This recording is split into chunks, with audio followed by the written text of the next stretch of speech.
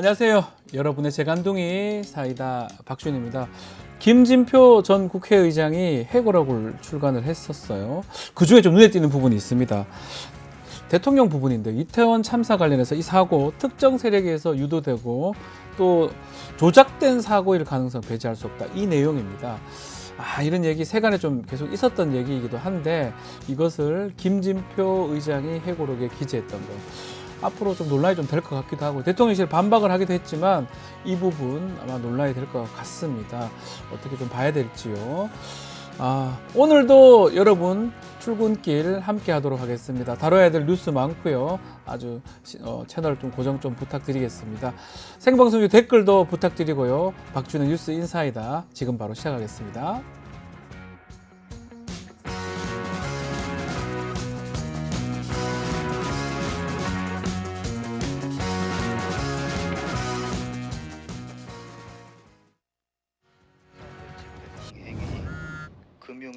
여보세요? 뭐 맨날 똑같지. 시간 없어. 나 시험 한 달밖에 안 남았어. 문제는 또 언제 푸냐. 응, 지금 먹으려고.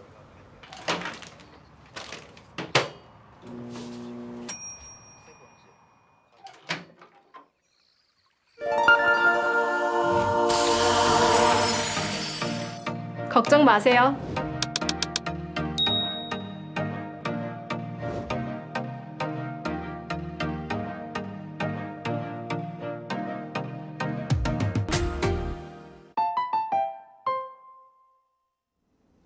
바쁜 아침 오늘 꼭 알아야 할 뉴스들만 엄선해서 정리해 드리겠습니다. 듣기만 해도 이해가 쏙 뉴스 픽입니다. 자, 오늘도 뉴스토마토의 전현주 기자와 함께 합니다. 안녕하세요. 네, 안녕하세요. 네. 자, 전현주 기자님 옷이 화려합니다. 색깔이. 네, 토마토에 맞춰서. 토마토 색깔입니다. 저희 뉴스토마토에 딱 맞는 네. 색깔의 복장을 오늘 하셨습니다. 자, 먼저 제가 오프닝에 잠깐 말씀을 좀 드렸는데 김진표 전 국회의장 회고록이 공개가 됐습니다. 회고록 너무 빨리 적었어요. 의장 한 지 얼마 안 된 것 같은데 어쩐지 뭐 적는 거야 적을 수 있는데 네. 문제는 논란이 좀 되는 부분이 있는데 특히 윤석열 대통령 이태원 참사 언급 이 부분입니다. 네, 27일 공개된 김진표 전 국회의장의 회고록 대한민국은 무엇을 축적해 왔는가에 따르면 네. 윤석열 대통령이 이태원 참사와 관련해서 이 사고가 특정 세력에 의해서 유도되고 또 조작된 사건일 가능성도 배제할 수 없다고 말했다고 주장하고 있습니다. 김 전 의장은 지난 2022년 10월 29일 이태원 참사 발생 뒤에 한 달여쯤 지난 조찬 기도회에서 윤 대통령과 독대하는 자리가 있었는데요. 이때 이상민 장관이 이태원 참사에 대한 책임을 지고 사의를 표명하는 것이 맞다 이렇게 조언했다고 회고록에 적었습니다. 네. 그러자 윤 대통령은 이태원 참사에 관해서 의심 가는 게 좀 있어서 아무래도 결정을 하지 못하겠다 이렇게 답했다는 건데요. 김 전 의장은 이러한 윤 대통령의 반응에 대해서 극우 유튜버의 방송에서 나오고 있는 이런 음모론적인 말이 대통령의 입에서 술술 나온다는 게 믿기 힘들었다 이렇게 적었습니다. 네, 극우 유튜버 많이 본다 이런 얘기도 세간에 많았었고요. 김진표 전 국회의장이 회고록 빨리 적긴 했는데 다른 얘기를 할 수 있는 사람인가 또 이것도 좀 의문스럽기도 한데 어쨌든 이 내용은 좀 충격적이기도 하고 좀 놀랍기도 한데 대통령실에서 지금 반박을 했나요? 네, 맞습니다. 대통령실은 김 전 의장 주장을 정면으로 곧바로 반박을 네. 했는데요. 대통령실은 입장문을 통해서 국회의장을 지내신 분이 국가조찬기도회에서 대통령의 독대를 요청해서 나눈 이야기를 멋대로 왜곡해서 세상에 알리는 것은 개탄스러운 일이다 이렇게 밝혔습니다. 이어서 대통령은 참사 수습 및 예방을 위한 관계기관 회의가 열릴 때마다 의혹을 전부 조사하라고 지시한 바 있다고 말했는데요. 또 최근에는 이태원 특별법을 과감하게 수용했다 이러면서 이 점을 좀 강조를 하는 모습이었습니다. 이 개탄스럽다는 대통령실의 반응에 대해서 김 전 의장은 이 부분은 내가 심사숙고해서 쓴 부분이다 이렇게 강조를 했고 이에 따른 도의적 또 정치적인 책임은 내가 지겠다 이렇게 언론사들에게 밝힌 바 있습니다. 그렇죠. 김진표 전 의장 얘기인데 자, 대통령실이 이렇게 해명을 했지만 윤석열 대통령 이태원 참사의 조작 가능성을 언급한 이 부분입니다. 이게 지금 논란이 되는데 야권에서는 대통령 향해서 일제히 공세를 좀 하고 있는 상황입니다.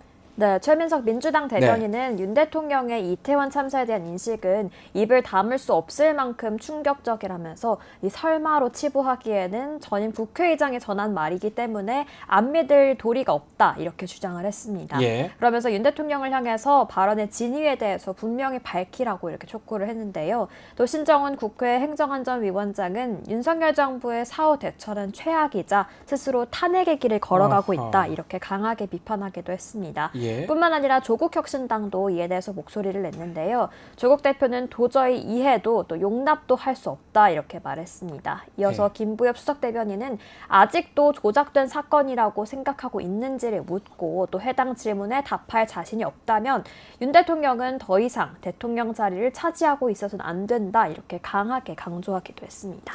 자, 오늘도 많은 분들 오셔서 댓글 남겨주고 계십니다. 채윤님 오셨고요. 전허당님, 또 배동원님도 오셨습니다. 또 특히 옷이 이쁘다라고 또 댓글 주신 분도 있고요. 그리움이야, 또 멍멍님, 또 뽕뽀미님, 그리고 이프로님까지 오셨습니다. 자, 대통령실 이 얘기 아마 많은 분들이 좀 충격에 빠진 것 같아요. 음모론을 갖고 있다. 한나라 대통령이 음모론자다. 이게 말이 되냐? 뭐 이런 얘기 뽕뽀미님께서 댓글도 주셨습니다. 자, 지금 보시면서 좋아요, 또 댓글, 알림 설정까지 좀 더 부탁을 드리겠습니다. 자, 다음 이야기로 넘어가 보겠습니다.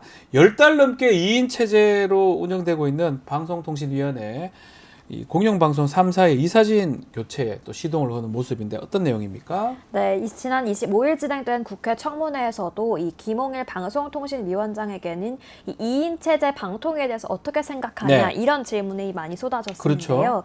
이 상임위원 정원 5명의 절반도 안 되는 2명만으로 이 공영방송 이사진 교체를 강행할 거냐는 질문도 계속해서 이어졌습니다. 일단 그중 일부분 먼저 화면으로 보고 오겠습니다.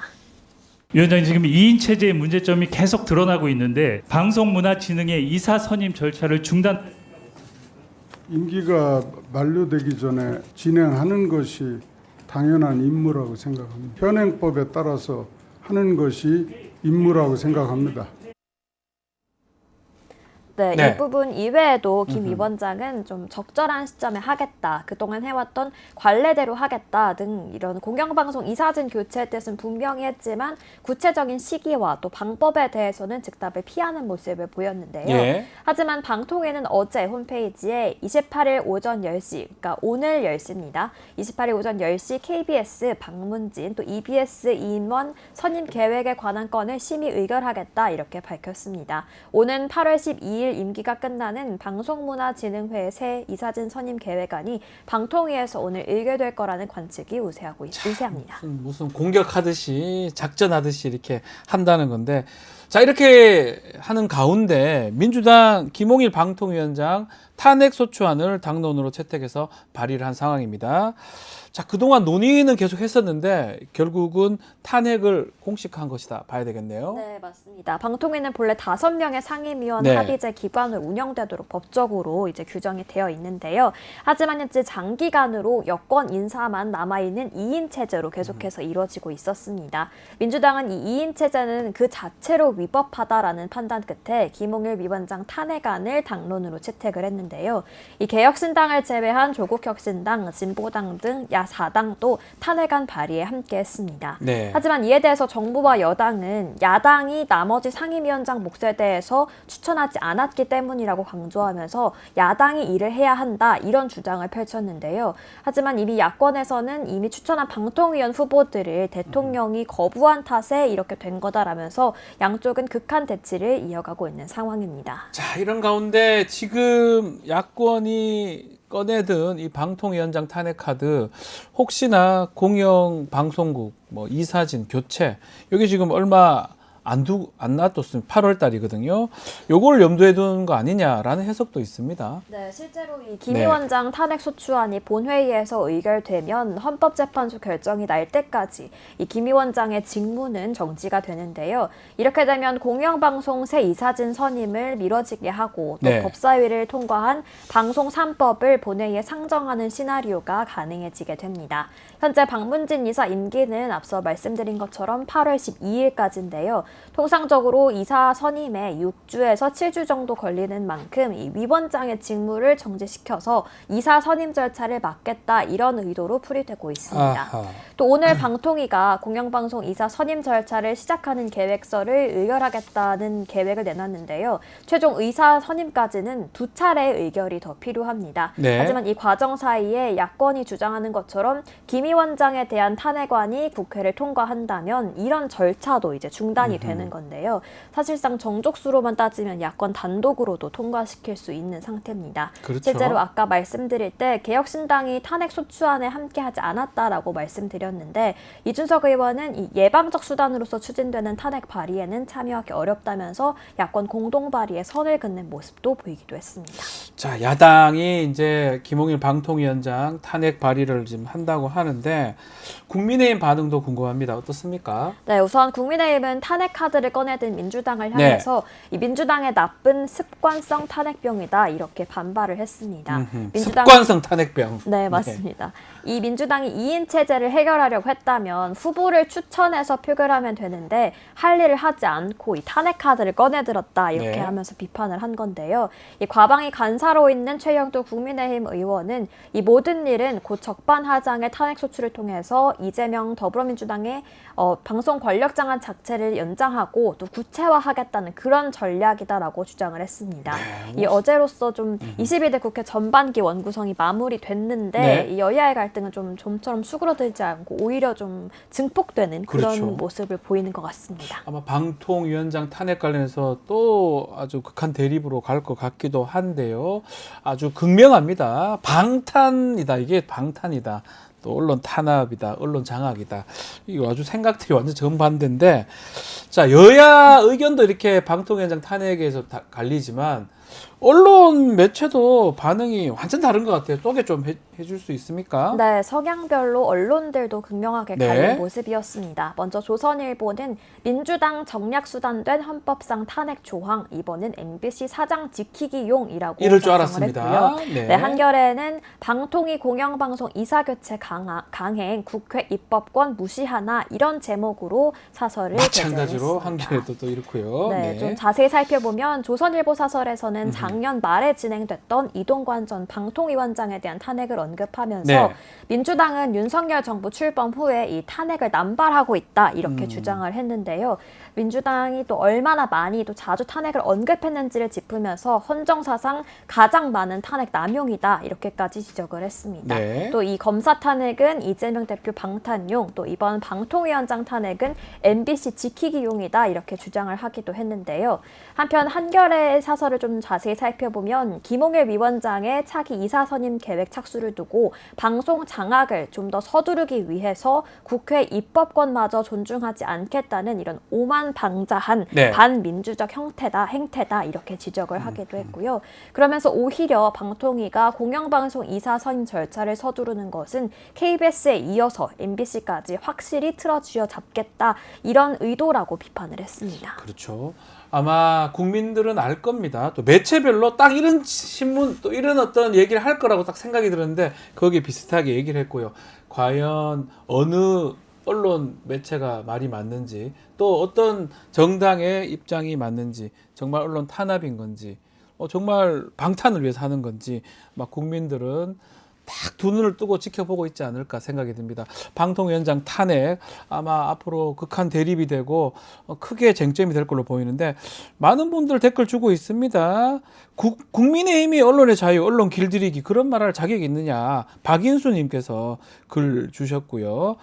또 하초코 한사발님은 거부권, 무지성 거부권이니까 탄핵이 치료제 아니냐라는 또 글도 주셨습니다.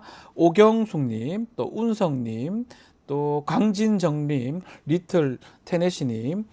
자, 리틀 테네시님은 이거 저희 예전에 YTN 때부터 오셨던 그분 아닌가 생각이 드는데요. 또 산이님까지 댓글 감사드립니다. 자, 뭐 국민들 또 우리 시청자분들이 판단할 수 있지 않을까 생각이 드는데요. 자, 마지막으로 이 소식도 한번 짚어보겠습니다. 업종별로 최저임금 달리하는 문제를 두고 최저임금위원회 마라톤 회의를 좀 벌렸는데 결국 정하지는 못했어요. 네, 어제 오후 네. 3시에 시작돼서 7시간 넘게 진행된 마라톤 회의에서 최저임금위원회는 내년도 업종별 최저임금 구분 적용 시행 여부 등을 논의했지만 결국 성과 없이 결론을 내지 못했습니다. 네. 회의 막판에 사용자위원과 공익위원들은 표결로 이 구분 적용 여부를 정하자고 했지만 노동계가 이를 받아들이지 않으면서 어제 결론 없이 끝난 건데요. 경영계는 이 경영난을 이유로 한식, 외국식, 또 기타 간이 음식점업과 택시 운송업, 또 체인화 편의점에 대해서는 최저임금을 좀 달리 적용하자 이렇게 주장을 하고 있지만 노동계는 저임금 노동자 최저임금 수준 확보와 이 생활안정 보장을 위해서는 이 부분을 절대 받아들일 수 없다면서 맞서고 있는 상황입니다. 네. 당초 내년 최저임금 심의 법정 기한은 어제까지였는데요. 결국 법정 시한을 넘기게 됐고 최저임금위원회는 다음 주에 다시 회의를 열어서 이 부분에 대해서 다시 논의하기로 결정한 상태입니다. 자, 오늘 뉴스픽 여기서 마무리를 하겠습니다. 전윤주 기자, 오늘 산뜻한 토마토 옷을 입고 오셨는데요. 고생하셨습니다. 네, 고맙습니다. 감사합니다. 자, 생방송 중에 댓글 참여 계속해서 부탁드리고요. 저는 잠시 후에 대담한 대담으로 돌아올 테니까요. 조금만, 아주 조금만 기다려 주시기 바랍니다.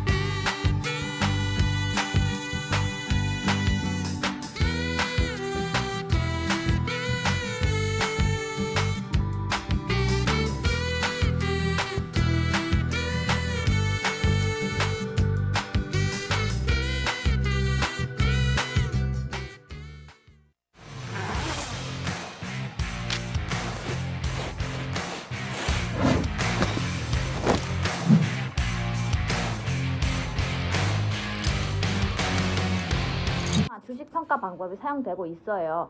그 다 들어봤죠 이거? 이건 기본이잖아. 이거 모르는 사람 있어? 자, PAR 뭐야? 남은 거. 그치. 그게 주당 시장.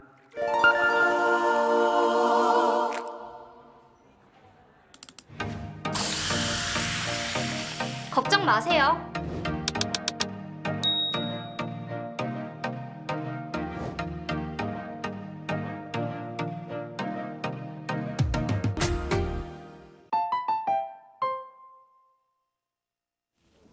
김건희 여사 관련 의혹 해소. 누가 뭐래도 국민적 요구가 가장 큰 대표적 사안 중에 하나가 아닌가 생각이 드는데요. 김 여사 둘러싼 의혹 해소, 이 국민적 요구에 부응하기 위해서 불철주야 뛰시는 분입니다. 자, 더불어민주당의 천준호 의원 스튜디오에 모셨습니다. 의원님 안녕하십니까? 네, 안녕하세요. 네. 반갑습니다. 제가 소개를 그렇게 해드렸는데 괜찮습니까? 김건희 여사 의혹 해소를 위해서 뛴다. 네, 열심히 뛰고 있습니다. 네, 진짜 맞군요. 네. 자, 일단 정무위에서 김건희 여사 명품백 수수 관련해서 청문회 준비하고 있다고 들었거든요. 네. 자, 원구성이 마무리되면 조사를 이제 할 것이다. 네. 어떻게 진행 중인 겁니까, 지금? 네, 국민권익위가 말도 안 되는 결정을 했습니다. 뭐랄까 뇌물 의혹이 짙은 그쵸? 명품백 수수 사건에 대해서 사실은 문제가 없다. 네. 그래서 종결 처리를 이렇게 했고요. 그 국민권익위를 감독하는 기관이 국회에서는 정무위원회입니다. 근데 어저께 정무위원회가 위원장 선출을 마쳤고 국민의힘의 윤한홍 의원이 선출이 되셨는데요. 네. 그러면서 이제 정무위가 정상적으로 운영되게 되었습니다. 네. 절차에 따라서 이제 청문회를 하자라고 하는 제안을 안건을 야당에서 이제 제안을 그런 상황에 놓여 있습니다. 예. 네. 그러면 이제 지난번에 우리 법사 입법 청문회라든지 네. 뭐 그런 형식으로 진행이 되는 겁니까? 네네. 다만 한 가지 다른 것은 예. 법사위 같은 경우에는 이제 위원장을 예. 이제 민주당에서 했었는데 정무위는 국민의힘에서 위원장을 하시게 그렇죠. 되면서 아마 이 안건 처리에 대해서 국민의힘이 어떤 태도를 보일까가 이제 많은 분들이 관심거리인 것 같습니다. 순순히 받아들일 가능성은 저는 없다고 보거든요. 네, 순순히 받아줄 수는 없겠지만 예. 워낙 이 문제에 대한 국민적인 관심과 또는 의혹, 분노가 너무 크기 때문에 네. 또 국민의힘에서 쉽게 이것을 거절하기도 그렇죠. 어려울 것이다 이런 아하. 생각을 동시에 해봅니다. 혹시 결국 뭐 청문회는 증인들이 중요하잖아요. 네. 지금 소환하고 싶은 또 소환 예정인 어떤 증인들이 준비 중입니까? 당연히 그 명품백을 이제 수수한 네. 김건희 여사 당연히 직접 청문회 소환 나온다. 대상이시고요. 예. 네. 또 한편에서 그 명품백을 건넨 최재형 목사 그리고 명품백을 수수했다는 사실을 알게 되면 당연히 신고했어야 될 그리고 등록하고 신고했어야 될 그리고 돌려줬어야 될 사람이 바로 윤석열 대통령도 부른다고요? 입니다. 네, 대통령을 직접 부를 수는 없다면 예. 대통령에 대한 조사가 제대로 이루어졌는지 아하. 그것을 확인했는지 예. 그리고 내부에서 그것들을 체크하는 시스템이 작동됐는지는 당연히 권익위가 확인을 하고 네. 이번 결정을 내렸어야 하거든요. 근데 그런 결정이 이루어졌는지를 권익위를 통해서 확인하는 방법이 있습니다. 아하, 그래서 권익위 위원장 그런 결정에 참여한 부위원장, 위원들, 관계 공무원들을 다시 확인을 해야 되고요. 네. 또 하나는 권익위가 이번에 면죄부를 발행했던 근거 중에 하나가 이 명품백 수수가 직무 연관성이 없다라고 하는 논리로 이렇게 얘기를 했는데 맞습니다. 그럼 100번 양보해서 직무 연관성이 있는지 없는지는 조사했는지를 최소한 그 조사는 했는지 안 했는지 네, 확인해야 될 되거든요. 거예요. 지금 알려진 바로는 그런 예, 조사조차 아는 없이 거죠. 예. 법리 검토만으로 면죄부를 발행했다라는 이야기거든요. 그 사람들 다 법조인들 아닙니까? 네, 예. 그러니까 마음의 준비를 하고 이제 짜고 친 아. 회의 준비가 아니었을까 이렇게 생각을 아마 합니다. 국민들도 또 시청자분들도 보셨겠지만 네. 그 청문회 하면서 선서 안 하는 사람도 있고요. 네, 네. 또 그리고 뭐 그냥 뭐 말도 답변도 막 엉뚱한 얘기 하는 사람도 있는데 이 김건희 여사 만약 청문회 한다 그러면 또 그런 파행의 우려는 없는 겁니까? 예상이 됩니다. 일단은 예. 출석 자체를 이제 거부할 가능성이 그렇죠. 있습니다. 그럼 저희가 이제 동행명령장을 갖고 만약에 김건희 여사가 출석을 거부한다면 와. 동행명령장을 갖고 용산까지 저희가 찾아갈 생각이죠. 예. 그럼 그 그림 자체가 이제 보여주는 국민들에게 어떤 시사점 이런 것들은 굉장히 클 것이라고 네. 생각을 하고요. 예. 출석을 이제 이유 없이 거부를 하면 3년 이하의 징역 그리고 이제 국회 증언감정법 위반되는 거죠. 네, 감정증언법. 출석 거부에 대해서는 예. 그리고 만약에 이제 출석을 하고 네. 증언을 했는데 거짓 증언을 할 경우에는 10년 이하의 징역을 예. 처할 수 있는 예. 법적 근거가 있기 때문에 아하. 그런 부분들을 최대한 활용해서 압박을 하고 예. 증언을 유도해야 될 것 같습니다. 최근에 법사위 보니까 특히 정청래 위원장이 네. 국회법대로 하겠다. 네네. 법대로 뭐 다 그렇습니다. 하겠다. 그 네네. 말씀들을 하시는데 맞습니다. 마찬가지로 진행이 될 수 그렇습니다. 있다는 법대로 거네요. 하면 됩니다. 예, 네. 예. 자, 지금 좀 전에 말씀을 드리긴 했는데 뭐 국민권익위원장도 그렇고 부위원장도 그렇고 특히 이제 증인으로 나와야 되는데 대부분 법조인들이에요. 네. 판검사들. 네네. 이런 사람들이 반부패 총괄기관 수장으로 지금 앉는 게 또 고위직으로 앉는 게 맞냐 이런 말들도 좀 있는 것 같습니다. 어떻게 네. 보십니까? 그런 일종의 사정기관 네. 그리고 그 대통령 부부의 혹시도 있을지 모르는 여러 가지 의혹에 대해서 해명해야 될 기관일수록 네. 그런 분들이 많이 이제 배치가 됐고 사실상 대통령 부부에 대한 방탄을 위한 창가 방패로서의 역할로 그 위상을 좀 변질되고 있는 게 아닌가 이런 네. 좀 의혹이 드는데요. 대표적으로 국민권익위원회 위원장 같은 경우도 대통령의 이제 대학 동기, 그러니까 이제 임명이 되었고 법조인이 문제가 아니고 네. 친구나 동기가 문제라는 네, 거죠. 그러면서 이제 법조인 법조인이니까. 분들을 찾아서 원래 또 공부했던 법조인들끼리 친하니까 네, 자기 네. 친구 쓰는 거잖아요. 그리고 이번에도 네. 종결 처리한 내용을 보면 네. 법조항을 교묘하게 악용해서 맞습니다. 사실은 그런 기술을 발휘할 수 있는 네. 능력이 있는 분들 부위원장도 마찬가지로 법조인 주로 출신이고요. 이제 했겠죠. 네. 검찰 출신이기도 하시고 부위원장 네. 같은 경우에는 또 대선 캠프에 같이 역할을 했었던 그렇죠. 분이었는데 그런 분들이 이렇게 포진하고 있으면 대통령 부부의 어떤 의혹을 국민들이 제기한다 하더라도 제대로 이제 논의가 진행되고 조사가 진행되기가 어렵겠죠. 네.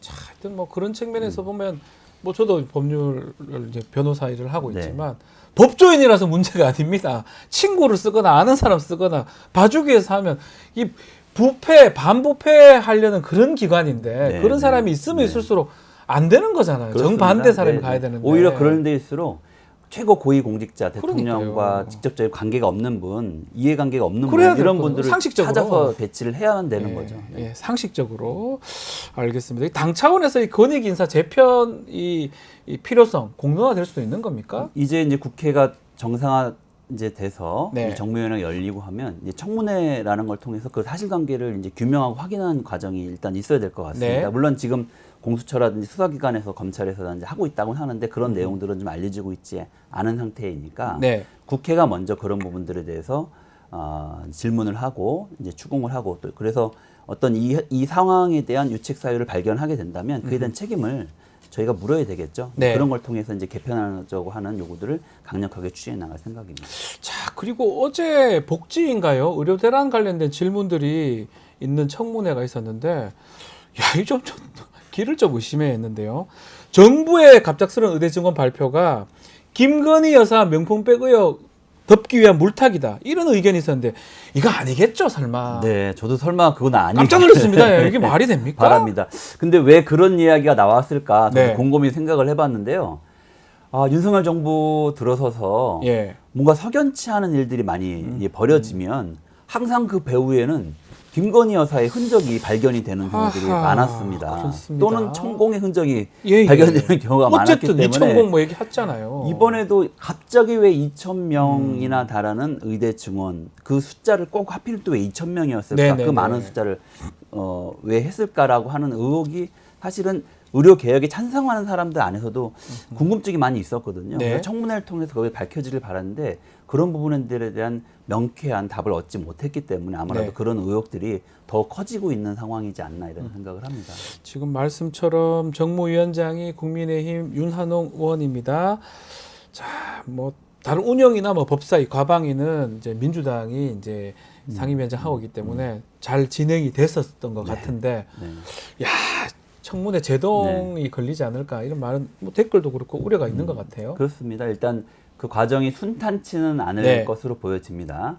하지만 왜 권익위가 그런 엉뚱한 말도 안 되는 종결 결정을 내렸는지에 대해서는 국민들의 의혹이 너무 크고 그러니까요. 사실은 그 과정에 보면 그 권익위원들 중에서 상당수가 13명 가까운 분들이 그 국민의힘 또 현 정부에 추천하신 분들이거든요. 네. 근데 그 중에서도 상당수의 분들이 사실은 이번에 종결 처리는 서면 마땅치 않고 거부하시고 네. 사퇴한 분도 계시고. 네네네. 그건 민주당이 추천하셨던 예, 분인데 예. 그분 빼고더라도 예. 상당수의 분들이 그렇게 이거 종결 처리하면 안 되고 예. 형부하거나 예를 들면 이제 그 보내야 된다 경찰 수사를 위해서 이렇게 이제 의견을 가셨던 걸 보면 예. 사실은 국민의힘 의원들 안에서도 상식적으로 이건 정말 말이 안 된다. 라고 생각하시는 분들이 전 나오지 않을까 이제 기대를 좀 하고요. 예. 또 그렇게 만들 수 있도록 저희가 압력을 행사해야 한다고 보고 그럼에도 불구하고 국민의힘이 이 건에 대해서 만약에 청문회 개최 자체를 막으려고 하고 예. 뭐 이렇게 한다면 국민적인 비난을 피할 수 없을 것이고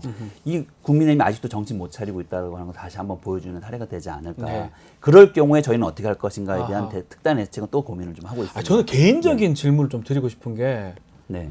이렇게 흘러갈 걸 몰랐을까요? 저는 그 결정 딱 보면서 이거 더 논란될 건데 차라리 그렇게 결정하면 국민들이 무슨 죄송한 얘기지만 그냥 넘어갈 일이 없는 거죠. 오히려 이게 청문회를 자극하고 그렇습니다. 정무위가 작동되는 네, 네. 그런 오히려 것과 이제 같거든요. 국민들의 관심을 더 증폭시켰던 폭발시키는 느낌이 들어요. 권위가 이제 그런 역할을 해준 거거든요. 그러니까요. 그리고 또 한편에서는 아 정말 특검이 필요하구나. 그러니까요. 이런 당위성을 다시 한번 설명해 준 그 그런 머리를 좀 과정인데 쓸 것 같으면 적절하게 이렇게 넘어가게 돼야 되는데 못 넘어가게 이게 만드는 제가 거니까. 보기엔 결정 자체가 합리적이지 않지 않습니까? 예. 근데 그렇기 때문에 이 프로세스 과정 자체가 합리적 결정에 의해서라기보다는 어떤 외부의 압력 또는 이제 뭐 제안에 의해서 됐을 가능성을 배제할 수 없다고 네. 봅니다. 왜냐하면 통상적으로 회의가 있는 시점에 일주일 전에 안건을 보낸다고 합니다. 그렇죠. 근데 이번에 정기회의가 있었던 6월 12일인가요? 그 전에 목요일에는 이 안건이 원래 없었답니다. 근데 갑자기 일요일 날 이 안건이 이제 끼어 들어온 겁니다. 예, 그러면서 이제 갑자기 그럼 안건이 왜 들어왔냐라고 하는 의혹부터 시작해서 원래 이것을 이렇게 급박하게 처리하기 왜냐하면 이미 시간이 상당히 경과된 뒤에 이 안건이 갑자기 처리가 된 거거든요. 연장을 한 6개월인가 했어요. 뭔가 석연치 않은 이유가 있어서 갑자기 되면서 의사결정을 제대로 할 수 없고 또 그날이 순방날이었어요. 경직된 판단을 하게 되는 그런 계기였던 것 같습니다. 아무래도 떠나실 때 편안한 마음으로 떠나실 수 있도록 뭔가 선물을 좀 드렸어야 되는 게 아닌가 그러니까 정무위를 하지 라고 않을 수 하는 없는 거죠. 누군가의 압력이 예. 개입됐을 가능성도 배제할 수 없기 때문에 그런 부분도 청문회를 통해서 반드시 확인해야 될 부분 중에 하나입니다. 알겠습니다. 자, 뭐 결국 만약 청문회가 열린다면 김건희 여사가 출석할 수 있을지 또 불참을 하면 또 그것도 어떻게 국민들이 또 생각할지 뭐 하여튼 봐야 될 것 같은데요. 계속해서 다른 주제로 좀 넘어가 보겠습니다. 어제 유인태 전 사무총장이죠. 자, 이재명 대표 당대표직 연임 민주당 또 대권에 크게 도움이 되지 않을 것이다 이렇게 얘기를 하면서 당헌 당규 개정도 조금 이게 타이밍 맞춘 거 아니냐 이런 말씀들을 하셨던 것 같아요. 원님은 이제 비서실장 이제는 아니네요. 네. 어떻게 생각하십니까? 뭐 그런저런 지적에 대해서 네. 충분히 생각해 볼 만한 이야기들이라고 생각을 네. 하고 있습니다. 네. 하지만 예. 이게 갑작스럽게 결정된 사안은 아니라고 이제 보셔야 될 것 같고요. 네. 대표를 사임하기 예를 들면 당 대표가 를 하고 있다 하더라도 네. 대통령 선거에 출마하려면 1년 전에는 사임해야 한다고 하는 규정이 여전히 살아 있습니다. 그리고 이제 이번 예외 조항이 만들어졌다라고 이야기하지만 네. 그것은 아주 특별한 경우에 한해서는 사임할 수 있도록만 이렇게 해놨기 때문에 국민적인 공감을 하는 조건 하에서 그런 것들이 판단이 이루어질 것이지 무리하게 되지는 않을 거다라는 생각이 하나가 좀 들고요. 예. 또 하나는 당대표에 연임하시는 게 결국 대권 출마와 관련해서 나중에 뭐 부정적인 영향을 주지 않겠냐라고 하는 걱정들이 일부에서 있습니다. 그런데 실제로 당대표를 하시게 되면 항상 최전선에서 이제 싸워야 하기 때문에 이미지의 소모 이런 것들이 사실 있는 것도 예상할 수 있는 부분이긴 합니다. 그래서 이재명 대표 개인의 입장에서만 놓고 보면 대표를 연임하시는 것이 어떻게 보면 대권을 준비한다는 측면에서만 놓고 보면 상당히 불리한 선택일 수도 있다고 안 좋을 수도 있다는 것이죠. 생각을 하는 어떤 우리의 목소리도 있습니다. 하지만 이번에 대표가 이렇게 심각하게 고민을 하시게 된 데에는 지금의 상황이 너무 녹록치 않기 때문입니다. 너무 긴박하고 또는 절박한 그런 상황들이 있습니다. 네. 예를 들면 민주당이 지난번에 총선에서 역대 야당이 얻을 수 있는 가장 많은 의석수를 얻고 국민들의 지지를 받았습니다. 네. 하지만 그 지지의 배경에는 정말 살기가 힘들다. 국정 기조를 전환시켜야 된다. 민생을 살려달라고 하는 총선 민심이 좀 있었던 거거든요. 네. 그것을 제대로 수행하지 못하면 민주당도 사실은 심판을 받을 수가 있다고 하는 어떤 위기의식 같은 게 좀 네. 있고요. 최근에 한반도를 둘러싼 여러 상황이 굉장히 사실은 긴장 관계가 높아지고 실제로 군사적 충돌의 가능성도 매우 높다고 하는 국내의 전문가들의 지적들이 계속 이어지고 있는 그런 상황입니다. 그래서 윤석열 정권의 외교 실책 그리고 안보 무능에 대해서 누군가는 강력한 지도력을 발휘하면서 야당이 그것을 잘 제어하고 관리해야 한다라고 하는 목소리 높아지고 있는 상황이기 때문에 뭐 이런 것들을 좀 외면할 수 없는 그런 조건에 있다. 그래서 고심이 좀 깊어지는 상황이다. 이렇게 좀 이런 봐야 될 것 얘기는 또 같습니다. 있잖아요. 이제 결국 이제 출마를 하시고 연임한다면 아무 도전자가 대항마가 전혀 없다 민주당에서 이런 얘기도 있어요. 네네. 뭐 이게 뭐 전당대회가 뭐 흥행을 위해서 하는 건 아니지만 그 부분 어떻게 보십니까? 좀 나와야 되는 거 아니냐 이런 얘기도 있는 것 같아요. 네네. 뭐 그 자연스럽게 출마 도전 의사가 있는 네. 분들이 있으면 이제 그 분들이 의사를 표현해서 나오시는 것 자체는 좀 바람직하고 네. 뭐 당연한 일이라고 생각이 드는데요. 또 다른 한편에서 생각을 하면 우리 당원의 한 70% 이상 그리고 거의 80% 가까운 네. 당원들이 이재명 대표에 대해서 적극적인 지지 의사를 지난번에 77.7%였어요. 네네, 예. 표명하고 있는 그런 당내 상황입니다. 이제 이런 걸 고려했을 때 지금 총선까지의 어떤 선거 승리를 강력한 리더십을 갖고 이끌어냈고 네. 그리고 또 다른 한편에서는 지금 우리 당과 그리고 그 대한민국을 둘러싼 여러 가지 정황을 놓고 봤을 때 이재명 대표의 강력한 리더십이 여전히 필요하다라고 하는 요구들이 존재하는 상황에서 네.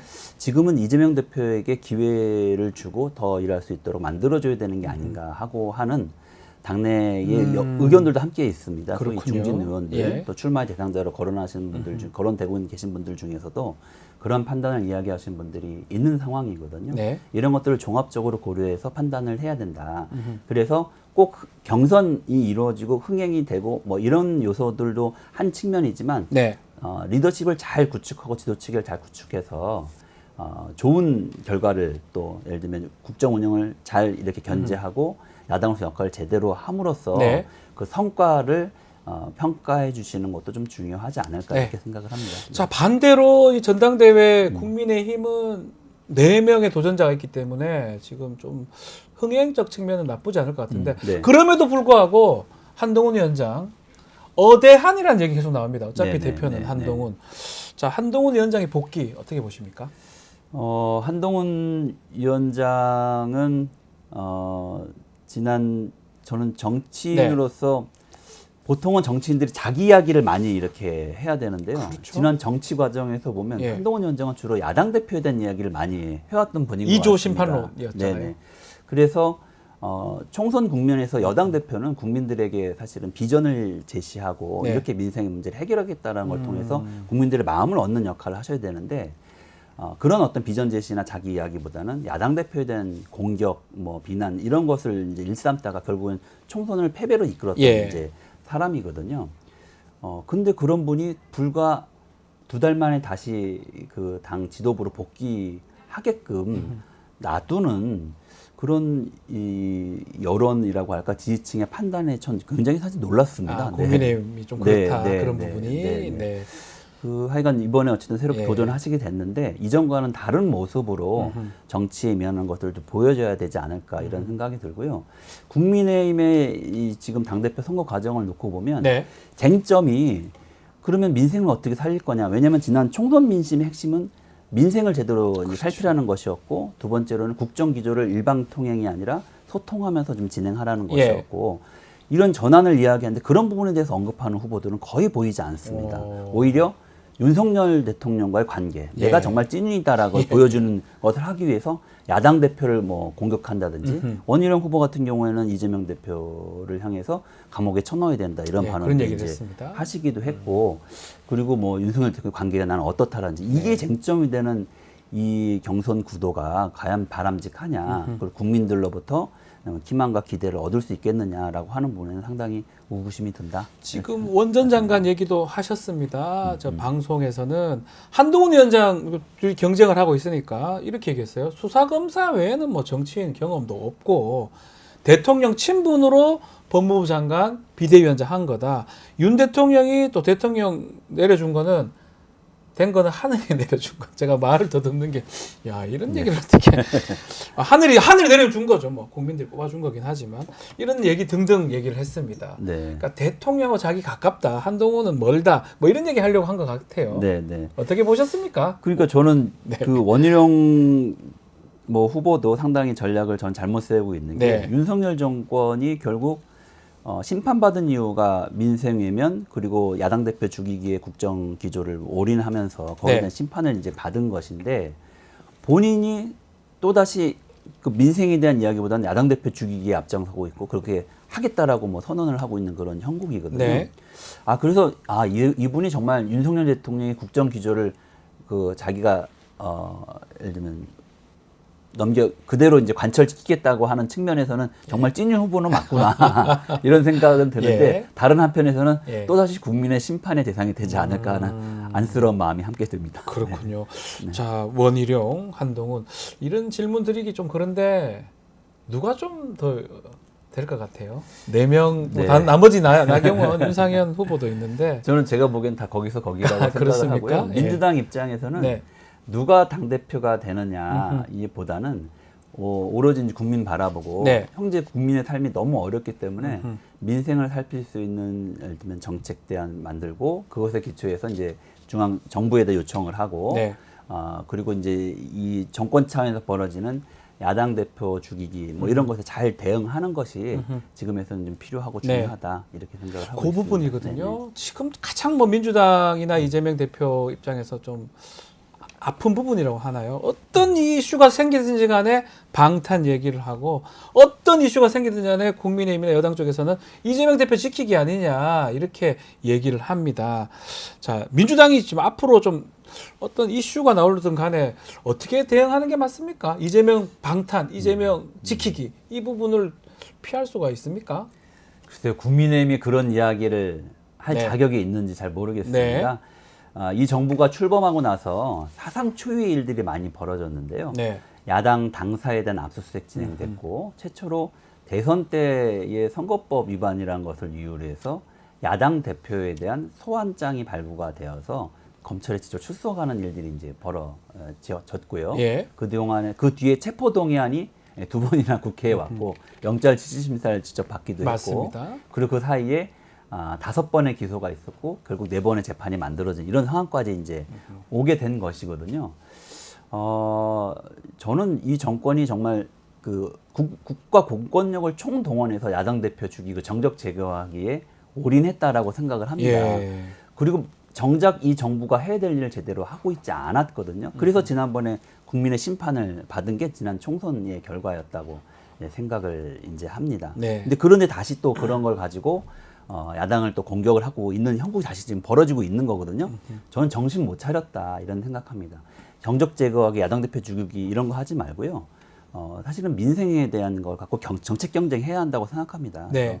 정부 여당의 태도 정말 변화가 되지 안 그러면 심각하다 이렇게 생각합니다. 이재명 대표 조금만 더 얘기해 보면 지금 재판 엄청 많습니다. 네, 네. 거기에다가 증인들이 엄청 많이 채택돼 있고 증인 신문들이 하면 모르시는 모르겠지만 그 증인 신문 과정에서 기소된 피고인은 항상 그 자리에 있어야 됩니다. 네. 그래서 어떤 경우는 뭐 하루 종일 그거 사실 관계없는 크게 필요 없는 자리에도 이 형사 절차상 있어야 될 상황인데 그러다 보니까 재판 일정만 봤을 때 이재명 대표가 대표직을 원활하게 수행할 수 있느냐 아니면 한다 하더라도 너무 고된 거 아니냐 이런 얘기들도 있거든요. 이거 그냥 정치하지 말라는 얘기 아니냐라는 얘기가 나오는데 의원님 이제 비서실장 네. 하셨으니까 네. 그 부분 그 얘기 어떻게 보십니까? 이재명 대표가 실제로 총선을 준비하는 과정에서도 네. 법원에 출석해서 재판에 임했고 아, 그리고 일주일에 평균 2회, 많을 때는 3회 정도 재판에 출석하는 일정. 3회요. 5일 중에 3회를 간다는 거예요? 네네. 그 재판을 한번 출석하는 그냥 갔다 오기만 하면 되는 게 아니라 네.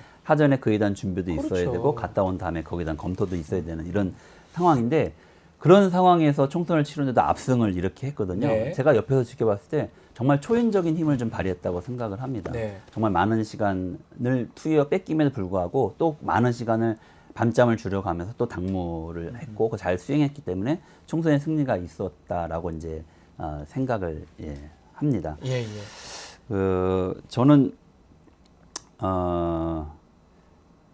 옆에서 좀 네. 보시기엔 좀 네. 안쓰러운 측면이 많았겠네요. 그렇죠. 비서실장 하셨으니까요. 굉장히 이제 힘든 네. 뭐 과정이 많았음에도 불구하고 잘 이겨냈다고 근데 앞으로도 재판이 꽤 많잖아요. 생각을 최근에 하고. 위중교사 사건도 올라가고 있고. 그래서 이제 이 정부가 사실상 네. 이게 재판을 계속 이렇게 회부를 하고 기소를 네. 하면서 예전에는 그 군사정권 시절에는 가택 연금 같은 걸 통해서 YS. 정치 활동을 이제 예. 제한을 하고 못하게 막았지 않습니까? 아. 근데 사실 지금 국면을 놓고 보면 서초동 법원에 아하. 예를 들면 가둬놓는 그런 형고 법원 연금 네 그런 거 이라고 이제 재판으로 연금하는 네네, 효과. 볼 수도 있을 것 같습니다. 아. 그럴 정도로 무작위하게 예를 들면 기소하고 재판 이게 다시 국가 공권력을 통해서 이루어지는 일들이고 네.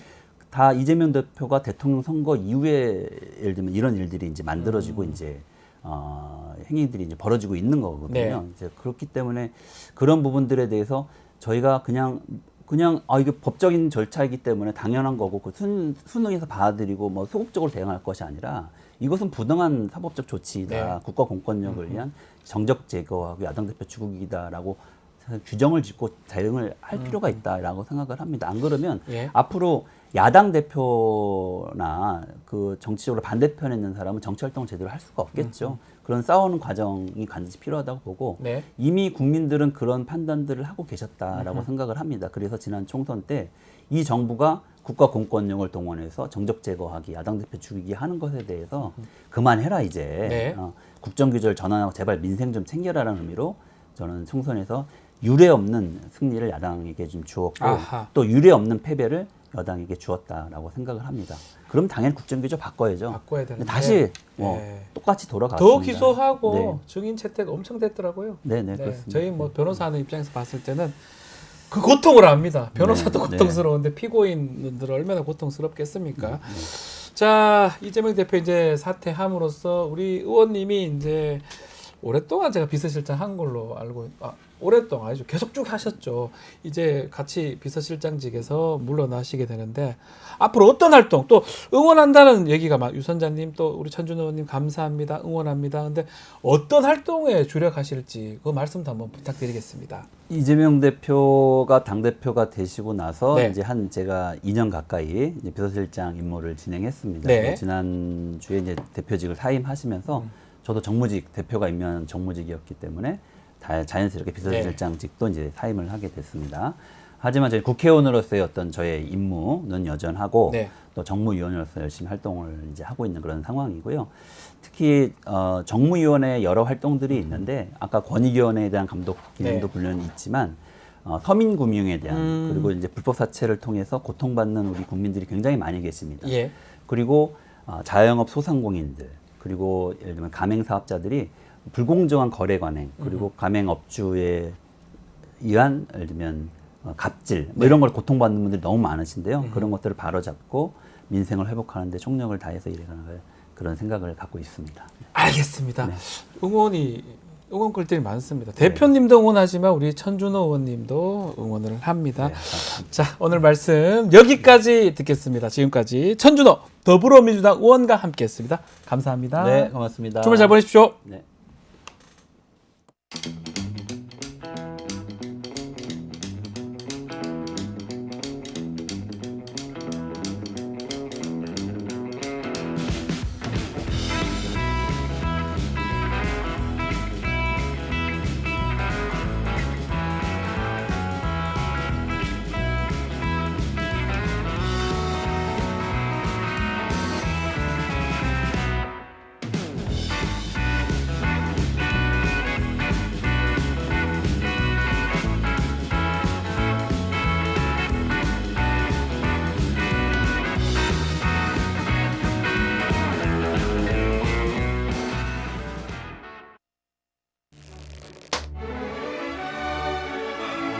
오늘따라 집중이 잘 안 된 것 같아.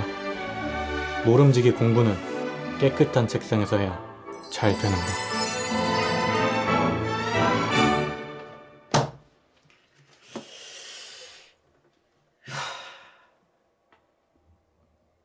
피곤한데 내일 할.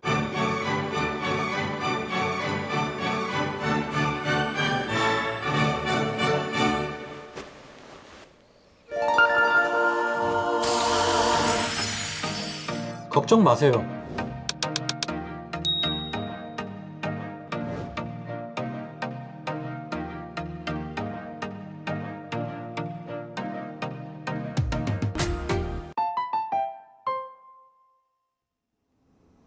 급박하게 돌아가는 한반도 정치 안보 상황 금요일 이분과 함께 다뤄보겠습니다. 금요 시사계 진보 달마대사 김종대 전 의원의 최강 디펜스 코너 시작해 보겠습니다. 안녕하십니까? 예, 안녕하세요.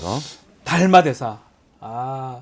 외모도 외모지만 저는 거의 다 맞추시는 것 같아요. 예언자 같아요. 여기서 저희 시청자분들 아시는 분은 아시겠지만 김종대 의원님하고 말씀 나눴던 게 다음 주, 다다음 주 되면 다 언론에서 부각을 하고 주목을 하는 것 같습니다. 그런데 최근의 양상을 보면은 저도 어느 정도까지는 이 뉴스를 통제했다고 생각했어요. 네. 이게 저 예측을 하고 네. 이게 대부분 재판이나 공수처에서 나오기 때문에 조금만 부지런하면 알아낼 수 있었어요. 네. 그런데 요 며칠간의 뉴스는 네. 거의 게릴라식으로 터집니다. 그러니까 제가 못 따라가요. 예. 그 정도 수준으로 나오니까 야, 이게 지금 가공할 사태입니다. 이게 심각한 게 어디서 뭐가 터질지 몰라요. 아하. 저뿐만이 아니라 용산이 긴장하고 있고, 예, 용산도요. 예, 네. 지금은 막 그 언론 자체 취재 역량이 이제는 거의 뭐 성숙 단계고, 네. 이러다 보니까 JTBC 뉴스 같은 그 임성근 사단장과 관련된 해병 카톡방은 공수처나 재판에서 전혀 변호인들이 예측 못한 기사예요. 네. 이젠 게릴라식으로 터지는 거예요. 그러니까요. 네. 그러니까 처음에 저희 방송에서 제가 알기로는 뭐 저희 방송 아니면 또 우리 김종대 전 의원이 가장 이 임성근 이 최상병 이 사망 사건에서 도이치모터스 얘기를 제일 먼저 했던 제가 알기로는 그렇거든요. 예, 제 기억은 그렇습니다. 한 달 전쯤 네. 제가 제일 먼저 얘기를 했는데 네. 그 지금 JTBC에서 제기하는 의혹은 사실은 작년에 제보를 받았습니다. 아하, 제보를 받으신 거군요. 작년에 제보를 받았는데 예. 이게 인과관계가 명확치 않아서 갖고 있던 거예요. 네. 그런데 때마침 지난주 국회 입법청문회에서 박균택 의원이 최초로 질문하셨죠. 예, 블랙펄 인베스트먼트 이 사장을 아느냐 그러면서 엠바고가 다 풀린 거예요. 그런데 이게 아직 완성된 의혹이 아닙니다. 네. 완성된 규명된 게 아니라 가지고 지금 진행 중이고 여러 가지 재밌는 대목이 있는데 네. 저는 임성근 사단장의 해명을 굉장히 의미 있게 봅니다. 아하. 어디서 뭐가 저 거짓말을 이루어지는가. 네. 근데 이 사건에서 저기 임성근 사단장이 이종호를 모른다. 저는 여기까지는 예. 그럴 수도 있겠다는 모를 수도 생각이 있다. 들어요. 예. 근데 어디서 문제가 있냐 하면은 그 다음 해명입니다. 네. 저 해병대 그 출신들이 자기들끼리 골프 모임을 계획하다 안 돼서 네. 추진이 안 된 건으로 알고 있지 본인과는 무관하다 그랬어요. 네.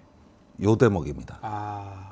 요 대목에서 걸린 거예요. 어떤 부분입니까? 자, 카톡방에 나오는 5월 26, 27, 28, 그 다음에 6월 2, 3, 4 이렇게 돼 있는데 요 두 개는 금토일입니다. 주말 일정이에요. 이때 해병 1사단의 골프장은 네. 오직 저 민간인이 아닌 군인만 부킹을 할 수가 있습니다. 네. 그러니까 이 저기 저 두 개의 날짜는 사단장이 부킹한 거예요. 사단장 T다. 예. 예, 사단장 T로 나온 거를 예. 그 사단 비서실에서 저기 직접 부킹을 한 거고 네. 그거를 그 카톡방에 그 경호처 출신 멤버한테 알려준 겁니다. 그래서 그걸 받아가지고 멤버를 초청해 공지한 거예요. 이게 왜 본인이 모르는 겁니까? 본인이 부킹해놓고? 모른다 할 수 없다는 거잖아요. 없어요. 네. 그게 시스템상 불가능하고. 예. 그 다음에 여기서 저기 주빈이 이종호였어요. 네. 이종호 그 사장을 부르기 위해서 만들어진 모임입니다. 근데 이종호 사장이 저 일정이 안 맞아서 이거 안 되겠다 그러니까 그게 깨져버렸어요. 그렇죠. 보통 골프라면은 한 사람이 안 나와도 그러면 그 자리를 누굴 대신 넣든지 아니면 없이 치면 돼요. 원래 그렇게 합니다. 예. 네. 넣어서 합니다. 어차피 네. 부킹 된 거라는데. 된 거라면. 근데 다 없어져요. 아하, 깨져버린다. 네, 다 없어졌어요. 골프 모임이. 그래서 예. 이거는 애시당초 이종호를 불러들이기 위한 골프 모임이 아니었냐. 이건 의혹입니다. 이 의혹입니다. 뭐 예. 확인 팩트는 아니고요. 그래서 네. 저기 부승찬 의원이 네. 해병 1사단의 골프장 기록을 입수했는데 보니까 아하, 예. 임성근 사단장이 실제로 이 멤버들은 안 오지만 그 날짜에 해당 골프장에서 골프를 칩니다. 골프 주십니까? 그러니까 자기가 부킹했던 거니까 여기가 안 오니까 다른 사람들을 불렀겠지. 그러니까 결국은 그 중에 한 명이 안 오니까 이거 그냥 파토 시키고 다른 팀하고 했다 이 말씀이. 그래서 실제 골프를 쳐요. 그러면 이 이야기는 뭐냐면은 여기에 골프가 가는 게 이렇게 시나리오가 된 겁니다. 금요일 날 오후쯤에 KTX 타고 내려가서 하룻밤 자고 만찬을 하겠죠.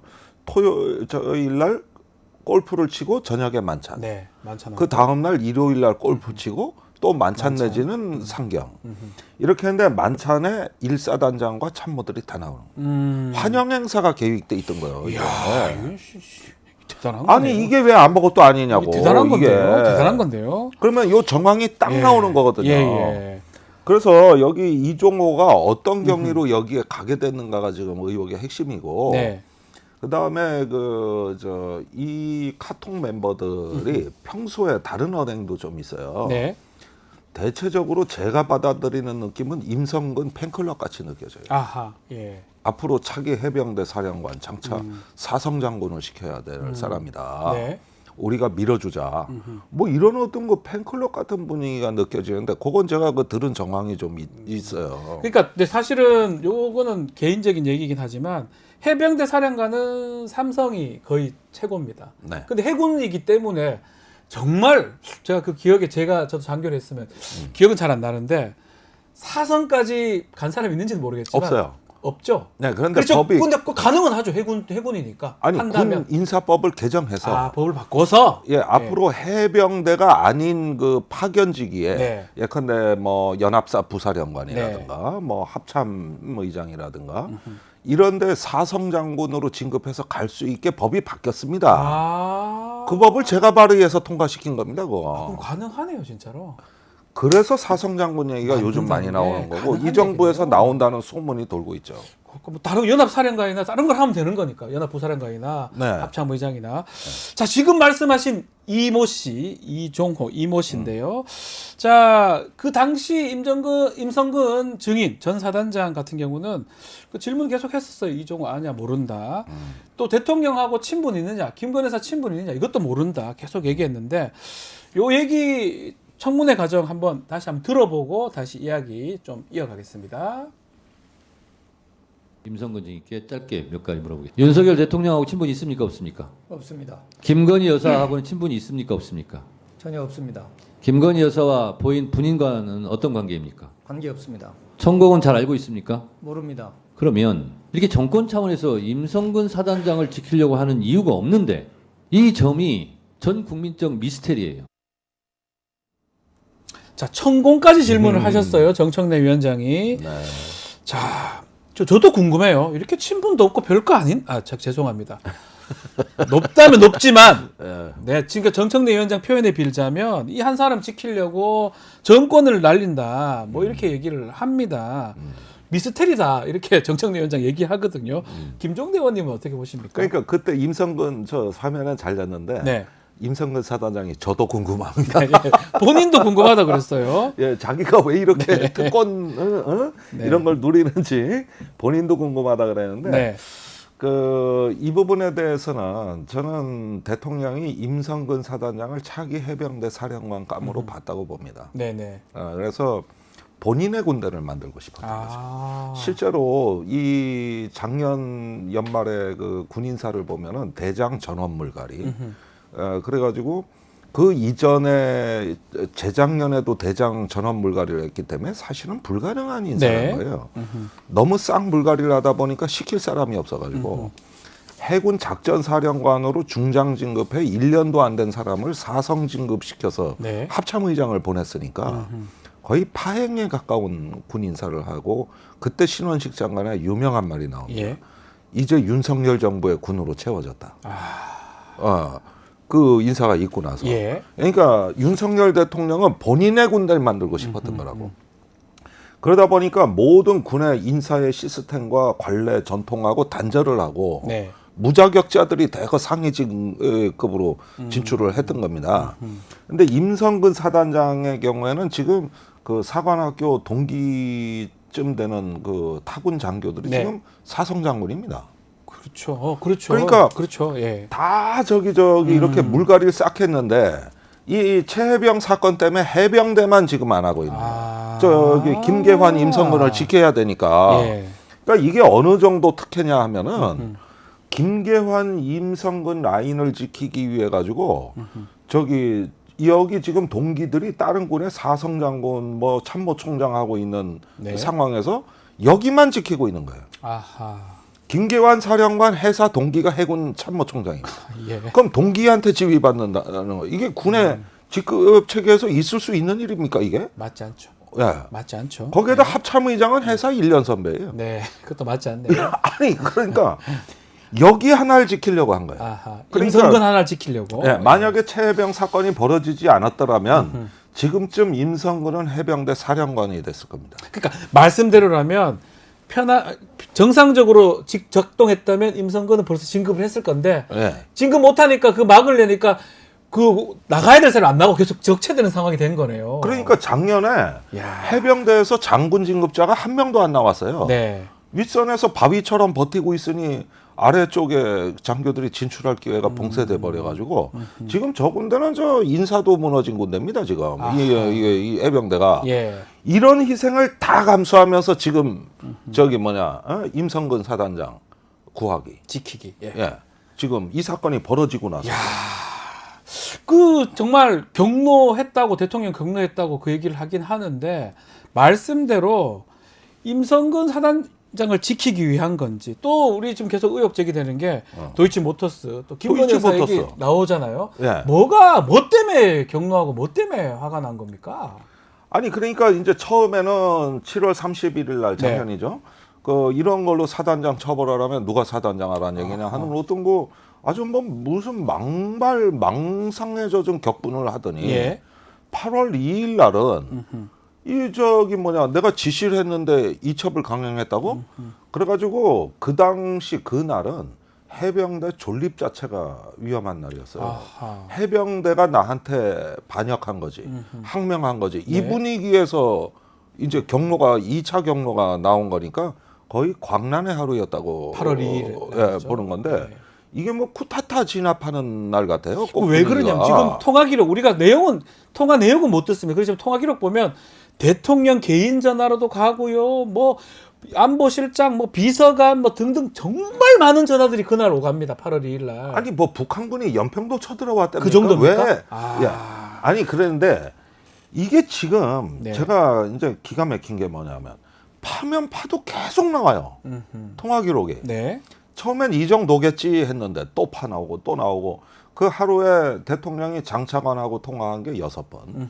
그다음에 대통령 비서관하고 통화한 게 또 나오고 이 건으로만 해서 물경 네. 저기 한 핵심 주요 인물 7, 8명의 통화와 문자 메시지, 카톡, 텔레그램 모든 걸 따지면 1000단위가 됩니다. 1000단위가 될 것이다.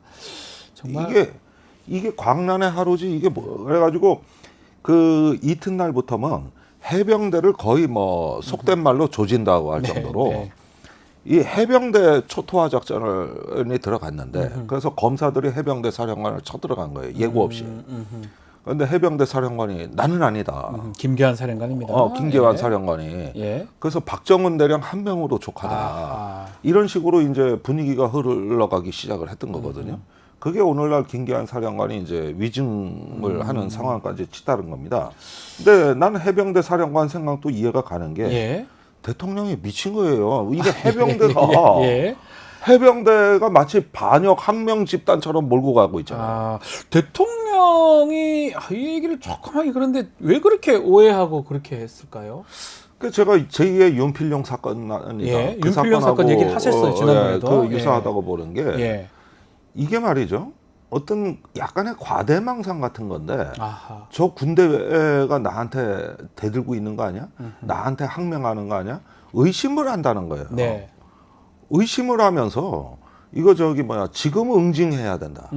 이러다 보니까 모든 군 관련 국방기관이 다 나왔고 지금 밝혀지지 않는 게 앞으로 이제 저 스모킹 건이 막 나올 부분들이 전 있다고 보는 게 네. 제가 알기로는 방첩사령부도 개입한 걸로 알고 있습니다. 방첩사령부요. 예, 거기에 저 방첩사령부가 해군 해병대도가 있는데 거기도 바빴어요. 그리고 저기 지금 공수처에서 네. 제가 보기엔 터질 자료가 국방부 조사본부 받아놓은 진술입니다. 좀 더 있다는 거죠, 그러면? 있어요. 걱정스럽네요. 지금 반도 안 나왔어요. 지금 예, 앞으로 걱정스럽네요. 엄청나게. 예. 근데 여기도 저항 세력이거든요. 예. 그런데 거기 진술을 올해 3, 4월에 받아놨고 경북경찰청 진술도 받아놨거든요.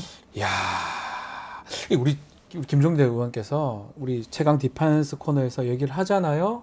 딱 1주, 2주, 길어도 한 달 있으면 그대로 반영이 됩니다. 그런데 얼마 전에 그 조사본부 문건 네. 하나 법무관리관실에서 그러니까요. 터졌어요. 그대로 나왔어요. 그거 제가 예고한 겁니다. 그대로 예고한 자, 대로 나왔습니다. 예. 많이 뭐, 들어주십시오 지금. 예. 네. 이 이제 마지막 경찰청 스모킹건인데, 꺼냈다. 예. 예.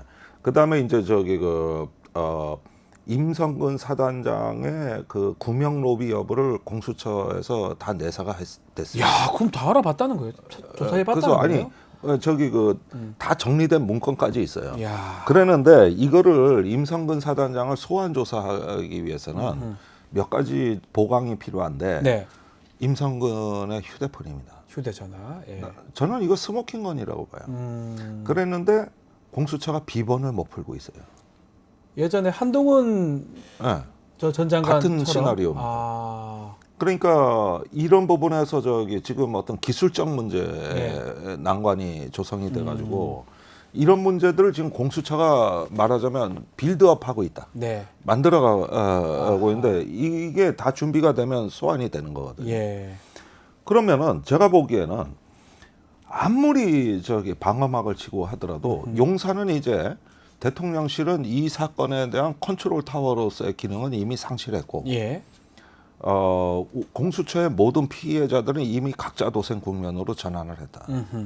그 중에서 약한 고리 신범철, 유재은, 신범철 차관, 유재은 법무관리관. 네. 여기는 무너져가고 있고. 예, 여기는 잘못하면 처벌받습니다. 위증 등등으로 예. 둘 다. 예. 예.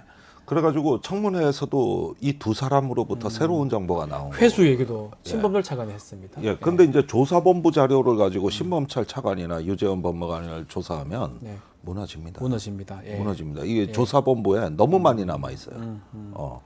그래서 이게 아직 공수처 수사는 본론에도 안 들어갔어요. 본론도 안 들어갔는데 이게 국방부에서 벌어진 일은 예.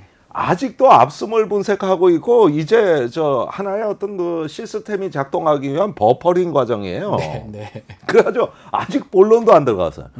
그러니 앞으로 닥칠 일을 상상을 해보세요. 네. 이게 참. 그리고 파면 팔수록 나오니까 이게 뭐 저 지금 이거 시작에 불과하다는 아니 거. 그러니까 계속 특검이 더 필요하다 이런 얘기가 나오는 거네요. 공수처가 대통령실 조사는 잘 하기 어렵잖아요, 사실은. 네.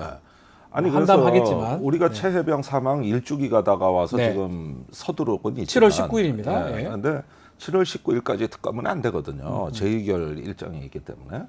그래서 이제 박성준 민주당 원내대표도 아무래도 8월로 넘길 것 같다 이렇게 네. 얘기하는데 이왕 넘길 거라면 제가 보기에는 공수처가 이 많은 데이터를 축적하면 할수록 네. 특검의 저 수사가 훨씬 더 진전이 빠르고 더 풍부해집니다. 네. 그래서 한 사람의 경로로 인해서 민주공화국이 어떻게 흔들리고 사법 질서가 유린되는가를 국민들께서는 앞으로 소중한 교훈을 얻게 되신다. 이건 전국민 민주주의 학습 자료다. 학습 자료다. 예, 그러면서 더 나아가서는 그런 일이 벌어질 때 이 나라의 고위공직자들이 아무도 직언하지 않았다는 데서 그 부분. 이 경악스러운 현실. 이게 바로 우리 공화국의 현실인가. 아하. 한국 민주주의가 이렇게 취약한가. 누구 하나 이거 범죄되고 직권남용죄 된다 얘기한 사람 결국 박정훈 단장밖에 없네요. 그리고 본인은 이제 사실 좀 그렇죠. 그다음에 이제 조사본부의 소극적 저항. 그렇죠. 예, 이런 정도입니다. 그러면은 이런 것들을 통해 가지고 우리 이 저기 헌법 체계가 건강한가 이런 네. 데서 국민들의 이제 문제 의식이 과거 박근혜 대통령 그 탄핵하던 때와 비교도 되지 않을 정도로 이 민주주의에 대한 관심이 폭발하게 되는. 네. 그리고 이제는 회복해야 된다는 이런 것들이 저는 제2의 혁명이 된다고 봐요. 아하. 그래서 여기서 한 군데만 귀퉁이만 무너져도 저기 유재은이든 신범철이든 네. 무너지면 걷잡을 수가 없습니다. 지금 이게. 그리고 조사본부 쪽에서는 상당한 진술이 나왔습니다. 조사본부요. 네. 상당한 진술. 봐야 될 것 같습니다. 알겠습니다. 자, 국민의 전당대회에 나온 독자적 핵무장 얘기도 좀 해봐야 될 것 같습니다. 나경원 의원이 언급한 내용인데 이거 가능성도 한번 좀 짚어주셔야 됩니다. 현실성. 아니 그러니까 이전에 작년에 그 저기 국민의힘 전당대회 때도 그때도 당권 주자들이 핵무장론을 들고 나와가지고 시끄럽게 하다가 네. 작년 4월에 윤석열 대통령이 미국에 가서 워싱턴 선언을 체결하면서 NPT 준수, 조약 준수, 그다음에 한미 원자력 협정 준수를 서약하고자 싹 조용해졌어요. 네. 그러다가 지금 다시 살아나고 있는 전당대회 때 도지는 전당대회라서 하는 고질병이다 이거. 고질병이다. 예. 야, 이거 전당대회만 하면 핵얘기다. 예. 그래가지고 이제 다양한 스펙트럼이 나왔는데 나경원 의원은 이 전에는 핵무장론자가 아니었습니다. 그런데 이번에 그 한동훈 대세론을 견제하기 위해서 이 의제를 끌어들였고 카드 같은 거요? 본인이 당선되려면 뭐라도 있어야 되니까. 사실은 우리나라 그 국민 여론조사하면 네. 핵무장에 대한 지지 여론이 60~70%가 항상 나옵니다. 높습니다. 낮지 않아요. 예. 네. 거기에 플러그를 꽂는 거예요. 그래가지고 하나의 어떤 저 확장성을 기하는 건데, 근데 미안하지만 다른 여론조사는 핵무장하면 찬성 여론이 60~70% 맞는데 네. 이 국제 제재를 감수하고서라도 해야 될까요? 하면은 그게 푹 꺾여가지고 30%대밖에 안 나와요. 아, 그러니까 그 질문까지 합쳐지면 확 떨어진다는 확 거죠. 떨어지거든요. 국제 제재가 있는 건데 NPT 뭐 조약 같은 게 있는 거잖아요. 그래서 질문은 공정하게 해야 되는데 아. 여기 당권 주자들이 지금 보는 거는 핵무장 여론 70%다. 우리 여기에 플러그를 꼽자. 네. 이 생각이 생긴 것 같은데 그 다음 질문에는 답을 못 하는 거죠. 네. 그 다음 질문에는. 그러니까요. 미국이 해줄 거며 국제사회에서 용인을 해줄 거냐에 대해서는 답이 없는. 한동훈 위원장은 이렇게 얘기를 했는 것 같아요. 반대를 하면서 농축 재처리 기술 확보 이런 대안을 제시했는데 이건 어떻게 봐야 됩니까? 저희? 근데 이 부분은 예. 사실은 과거 노태우 대통령 때 한미 원자력 협정을 맺으면서 네. 우리 스스로 족쇄를 채운 부분이 재처리를 안 하겠다는 건데 그걸로 인해 핵 폐기장이 지금 부지를 못 찾아가지고 이 폐기물을 처리를 못하는 걸로 우리가 40년째 고통을 받고 있습니다. 네네. 그러다 보니까 보수 진보를 가리지 않고 제발 핵 재처리 좀 하자. 재처리. 이거는 예. 우리 국가적 수건이고 일본도 다 하고 있는 거예요. 예. 그런데 한동훈 위원장은 그 정도가 더 다수파라고 보는 거죠. 그런데 무장까지 나가면 이거 진짜 심각해진다는 거예요. 그래서 그 정도 얘기를 하는 건데 저 얘기야 원래 그 보수 진보 가리지 않고 하나의 핵주권 차원에서 우리가 제처리를 해야 이 폐기물 문제가 해결이 된다. 이거 정도는 이상한 얘기가 이 정도는 아닙니다. 맞는데 지금 보면 나경원 의원만 무장론 얘기를 하지만 나머지 뭐 원희룡, 윤상현 후보들은 반대를 하고 있습니다. 이렇게 핵무장론이 이렇게 나오는 게 말씀처럼 표를 의식하는 겁니까? 네, 그래서 네. 이 최근에 그 특검에 관한 사항이 전당대회 의제로 부각되는 걸 차단하고 네. 더 조금 대중들한테 친숙한 주제로 이슈를 프레임을 전환하겠다는 네. 의도입니다. 그런데 그게 뭐 전환이 되냐 말이에요. 지금 제가 보기에는 핵무장을 나경원 의원이 떠들면 잠깐 후보 간의 토론이 되다가 네. 특검에 관한 그 논박으로 넘어가거든요. 왜냐하면 언론이 그걸 주로 질문하기 때문에. 핵무장보다는 특검 얘기에 OX를 물어볼 거 아닙니까? 그렇습니다. 후보들한테. 그런데 이게 이 논의가 앞으로 권력의 향배를 좌우하는 정치적 급소가 돼버렸어요. 네. 그게 바로 최사해병 특검입니다. 그렇죠. 예. 이 문제에 대한 어떤 입장 차이는 이거는 단순한 어떤 문제가 아니라 이 지금 윤핵관들이 일제히 들고 일어나서 한동훈을 규탄하는 상황인데 거기서 사실 집권 세력의 금기어인 탄핵이란 단어가 마구마구 나오고 있습니다. 맞습니다. 예. 그러면은 한동훈한테 대통령 탄핵하자는 거냐고 윽박질러요. 아니 특검 하자 그랬지 언제 탄핵하자 그랬습니까? 그러니까 뭔가 인정하는 모습이에요. 벌써 네. 그 한 것처럼 하잖아요. 네. 특검하고 아니면 끝나는 거예요. 또 아닌 걸 확인하기 위해서 하는 것도 특검이잖아요, 사실은. 그렇습니다. 그러니까 어느 사이에 기다고 생각하는 특검 이코로 탄핵이라는 예. 이게 야당 일각에서 큰일 났어요. 우리가 예. 특검을 해서 윤 대통령을 탄핵시키자 이런 어떤 강성 흐름이 있는 건 사실이에요. 거기에 공포를 느끼다가 동화돼 버린 거예요. 그러니까요. 야, 이 프레임에 저자들도 두려워하고 있던 거예요. 이게. 국민의힘 당권 주자들도 그 풀에 빠진 것 같아요. 빠져버렸어요. 특검은 탄핵이다. 그런 얘기를 하면 안 되는 거거든요, 사실은. 사실은 안 되죠. 안 되는 거잖아요. 예, 자기들 명주를 단축하는 거고 저런 얘기를. 네. 야, 그래서 보니까 이제는 이 특검 논쟁이 여야 논쟁에서 여여 논쟁으로 네. 이게 같이 얹어지게 됐고 매우 복잡한 양상으로 이게 바뀌는데 저는 민주당이 이런 국면을 활용해야 된다고 봅니다. 국면 활용해야 된다. 예. 핵무장론 얘기를 잠깐 했는데 이거보다 더 중요한 거는 이제 특검 얘기가 나올 것이다. 그리고 안보 때문에 얘기를 한 걸로 보이거든요. 네. 근데 안보로 따져보면 지금 현재 가장 안보적으로 문제되는 거는 오물풍선 같은 거거든요. 그렇습니다. 올해만 해도 7번째 지금 계속 오물풍선이 지금 날라오고 있어요. 날라오고 있는데 이거 해결할 수 있는 방안을 좀 말씀해 주셔야 될 것 같습니다. 아니 나는 네. 정말 어이가 없는 게 네. 조금만 안보에 뭐 이상이 발생해도 뭐 정군 비상경계령을 내리고 뭐 대북 규탄 성명을 발표하고 이래던 정부가 예. 용산만 뚫리면 아무 일이 없어요. 아, 예. 옛날에 드론이 5대 넘어왔다 한 대가 용산을 스치고 지나가니까 그렇게 북한에 으르렁거리고 잡아먹을 것 같은 용산이 갑자기 용산도 뚫렸어. 그러니까 깜짝 엎드려 가만히 있다가 아니 이번엔 풍선이 예, 오물풍선. 네. 세 개가 대통령 출퇴근 길목에 떨어졌어요. 아유, 용산구청 앞에 하필 그거 떨어지노. 아, 참. 국립중앙박물관 예. 앞에. 그때 해외 출장이나 갔으니 망정이지 하다 잘못했으면 윤 대통령이 출근하다 볼 뻔했어. 오물 볼 뻔했어요. 그게 세 개가 떨어졌고 지나간 풍선까지 하면은 네. 완전히 용산의 그 저 P73 예. 비행 금지 구역이 완전히 무너진 거거든요. 아하. 이러면 경호처장 저기 잘라야 됩니다. 저도 그렇게 생각이 그런데도 드는데. 아무 말이 없어. 그리고 그때는 확성기 방송도 안 해. 그래서 뭔 얘기를 하는가 들어보니까 저기 전에 날려보낸 거 오물풍선인데 이번에 휴지풍선만 날라와서 도발 수위가 낮아졌다는 겁니다. 아니 그러면 오물이 묻으면 착한 풍선이고 휴지만 오면은 나쁜 풍선이고 이런 겁니까? 그래가지고 또 아무 일이 없다가 예. 용산은 도감청 당하죠. 드론에 뚫리죠. 네. 풍선에 풍선 뚫리죠. 날라오죠. 아니 이러는데 NSC 회의도 안 열고 이러더니 저기 뭐냐 자기들 머리 위가 뚫리면 착해져요.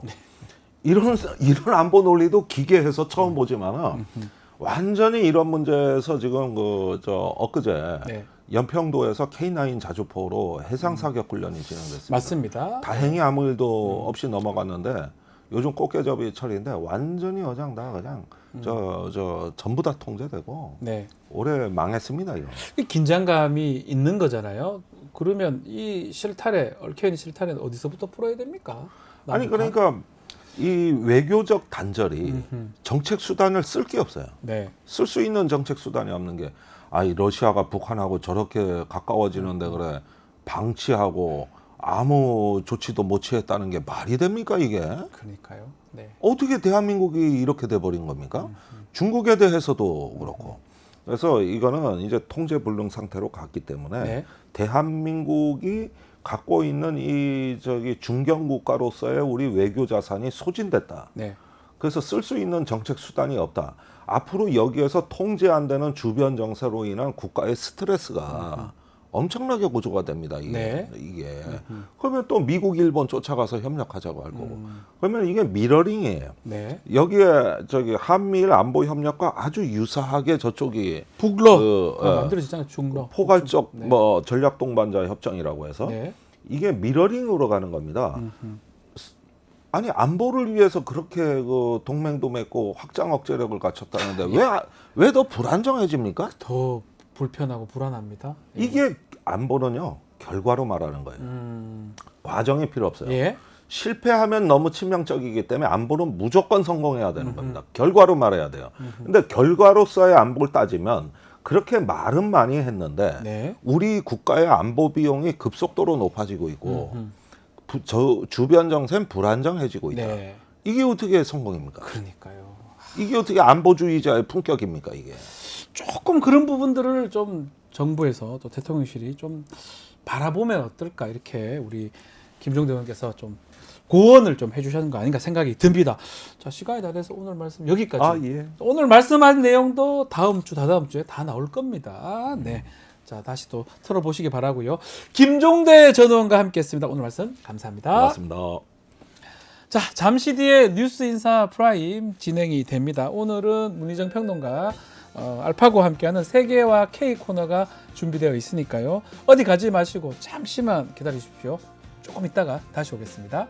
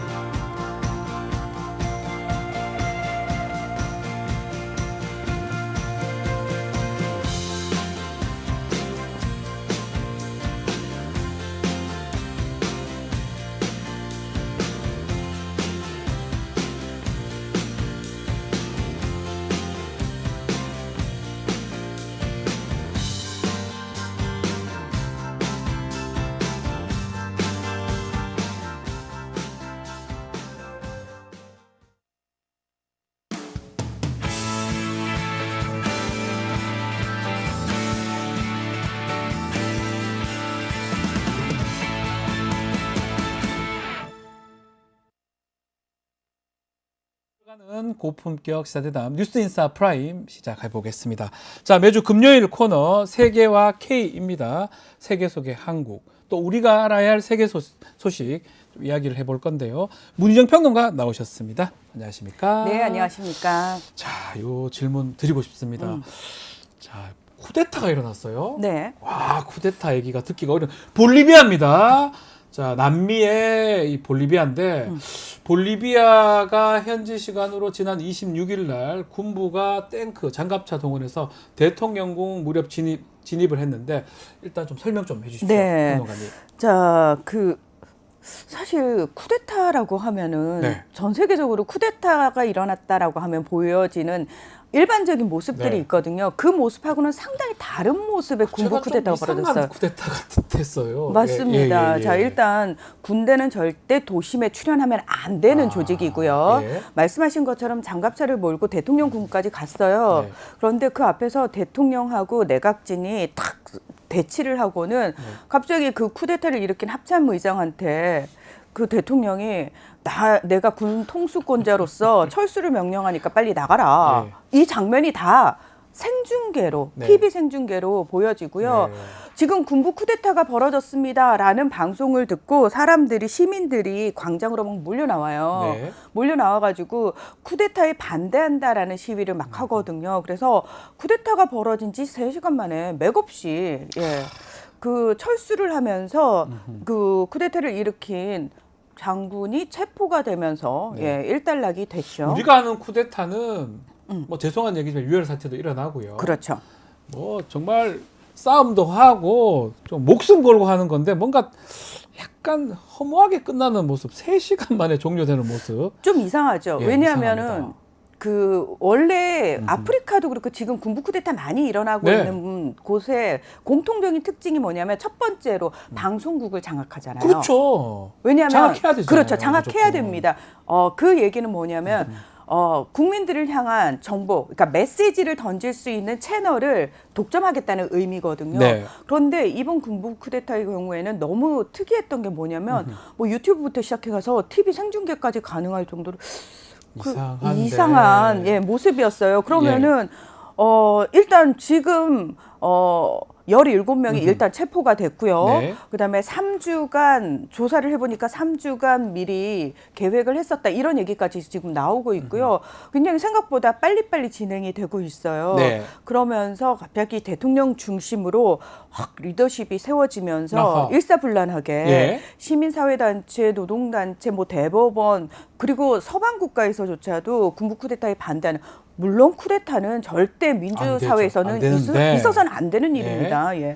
제가 지금 그 말씀처럼 쿠데타가 3시간 만에 종료가 됐고 네. 그러다 보니까 좀 이상하다.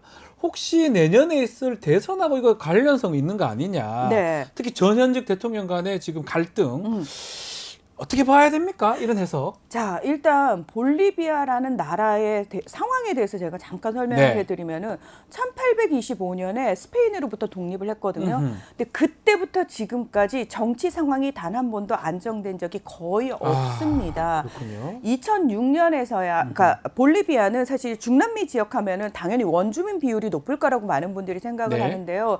실제로 원주민의 비율이 높은 나라가 거의 없어요. 근데 볼리비아는 특이하게 60% 이상 정도의 원주민들이 있습니다. 진짜 많네요. 예, 네. 그리고 그러면은 그럼 나머지 국가에서는 누가 주류를 이루느냐?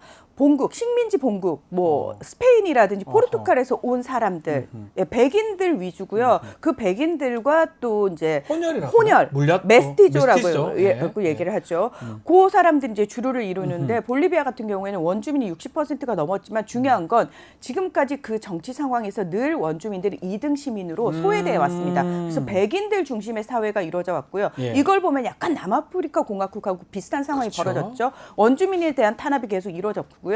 2006년이 돼서야 사실은 최초의 원주민 대통령인 에보 모랄레스 대통령이라고 하는 사람이 나옵니다. 네. 이분이 나오면서 원주민에 대한 소수 민족에 대한 어떤 정책들이 실행되기 시작하면서 비교적 경제가 성장을 하고 네. 경제가 안정을 합니다. 이제 그러다 보니까 이분이 약간 욕심을 부려요. 그러니까 개헌까지 해가면서 본인이 14년을 집권을 하고 다시 4선에 도전을 하다가 독재네요, 좀. 그렇습니다. 네. 아무리 좋은 지도자도 장기 집권은 안 되는 그렇죠. 거죠. 네. 자, 2019년에 본인이 4선에 성공을 했지만 중요한 건 1차 투표에서 1차 투표라고 하는 건 과반을 넘지 못할 경우 결선 투표가 있기 때문에 1차 투표라고 얘기를 하는데 네. 모랄레스 대통령이 이제 개표하는 과정에서 갑자기 개표기가 멈춥니다.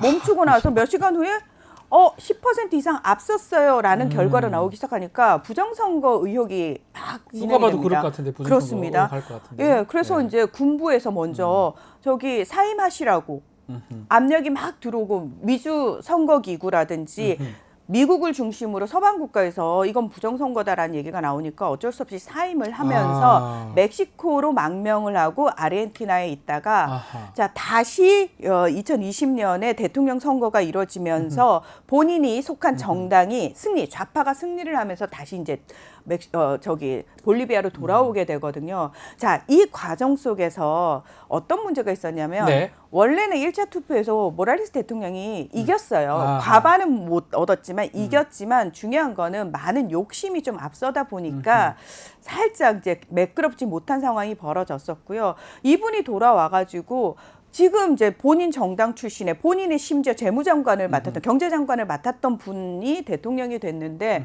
이 사람하고 이제 갈등이 벌어지기 시작하는 거예요. 현 대통령 루이스 아르세 대통령하고. 예.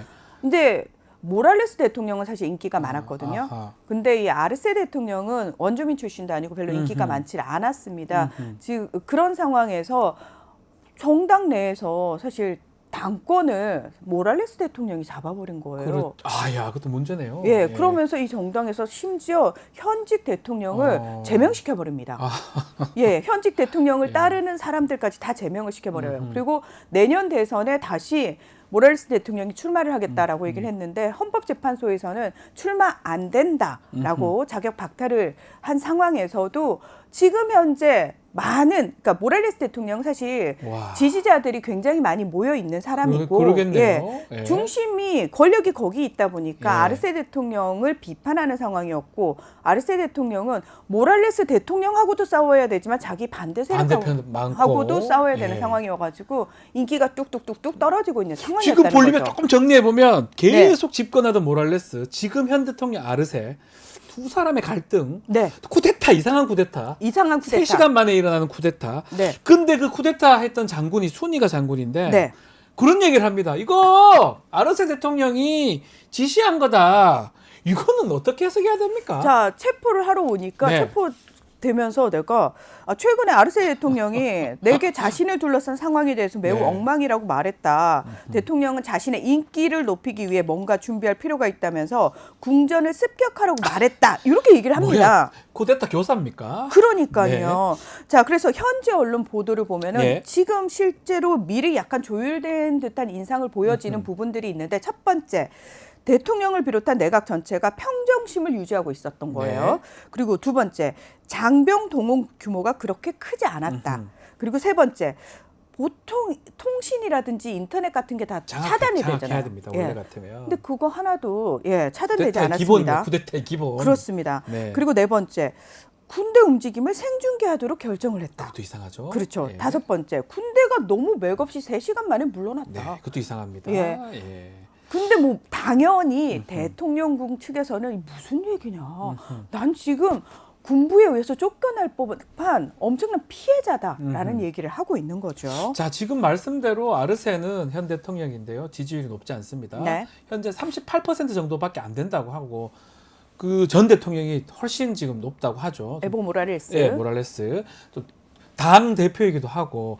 자, 이 쿠데타로 인해서 지금 대통령 아르세 대통령한테 호재로 작용할 것이다. 이런 분석도 나오는데요. 어떻게 봐야 됩니까? 저는 지금 여기 의문을 품는 사람들이 많아지기 시작했기 때문에 이걸 호재로 이어가기 위해서는 아르세 대통령이 그 뒤에 이제 정책적인 면에 있어서 사실 실력을 보여줘야 되는 측면이 있다고, 그러니까 그게 뒷받침이 돼야 된다고 네. 생각을 하는데 그거 없이는 오히려 역풍이 불 가능성도 크다라고 생각합니다. 안 걸려야 되는데 이거 다 걸린 것 같아요. 누가 봐도 좀 이상해요. 그러니까요. 그 역풍이 불죠 당연히. 네. 그러면. 근데 사실 예전에요. 네. 2016년에 튀르키예에서 에르도안 대통령이 이렇게 군부 쿠데타를 진압한 적이 한 번 있었거든요. 아하. 근데 그 당시에 그 군부 쿠데타를 기점으로 에르도안 대통령이 반대파에 대한 숙청을 대대적으로 장악을 하면서 철권 통치를 시작을 합니다. 네. 그러면서 지금까지 말 그대로 아직까지 집권하고 있습니다. 그렇죠. 에르도안은. 네. 아르세 대통령이 말 그대로 이걸 본인의 지지율을 높이는 걸로 이어가려면 에르도안 대통령 때처럼 강권 통치로 휘어잡아야 되는데 사실 볼리비아 내에서 지금 아르세 대통령 그 정도 능력이 없습니다. 에르도안 같은 어떤 장악력이 있어야지만 이른바 이게 친위 쿠데타 가까운 느낌이 드는데 네. 그러면 그게 아주 좋게 작용할 건데 아르세는 그만한 능력이 없을 것이다. 저는 능력은 사실 지지도입니다. 지지율. 그렇죠. 지지율이잖아요. 역량이 부족합니다. 네. 그런 면에 있어서 그리고 아직까지 한 번도 본인의 역량을 증명한 적이 없기 때문에 지지율이 높지 않은 거거든요. 예. 호재가 될지 안 될지 하여튼 안 될 가능성이 더 높다. 그렇습니다. 그리고 네. 심지어 지금 여당이 다수당인데도 불구하고 그 여당 내에서 지지를 못 받고 있는 거잖아요. 제명당하고 출당당한 거잖아요 지금. 그럼 그렇습니다. 그러면 거죠. 앞으로 국정 운영에 계속해서 힘이 실릴 것이냐? 사실은 그 크게 달라질 게 없다라는 거죠. 네. 예. 알겠습니다. 볼리비아 이 쿠데타긴 쿠데타인데 이런 어떤 이면이 또 있었던 거 우리 평론가님께서 딱 이렇게 정리를 좀 해주셨고요. 자, 또 이란으로 한번 가보겠습니다. 오늘이 에브라임 라이시 전 대통령 헬기 사고로 숨지면서 치러진 보궐선거, 이란 대통령 보궐선거 치르는 날입니다. 네.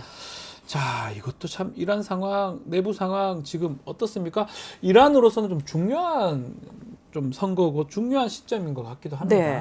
자, 라이시 대통령이 추락 사고로 사망을 하면서 그때 사실 제가 했던 얘기가 뭐냐면은 어차피 이란은 신정 체제이기 때문에 하메네이라고 하는 네. 최고 지도자가 모든 권력을 다 가지고 있다.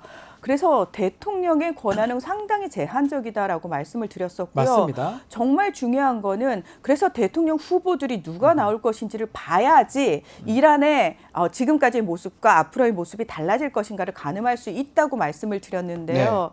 그 이란에서는 선거에 출마하기 위해서 헌법소위원회라고 하는 예. 헌법소위원회. 예. 예. 그 최고 지도자 밑에 있는 12명의 사람들이 자격을 심사를 합니다. 아하.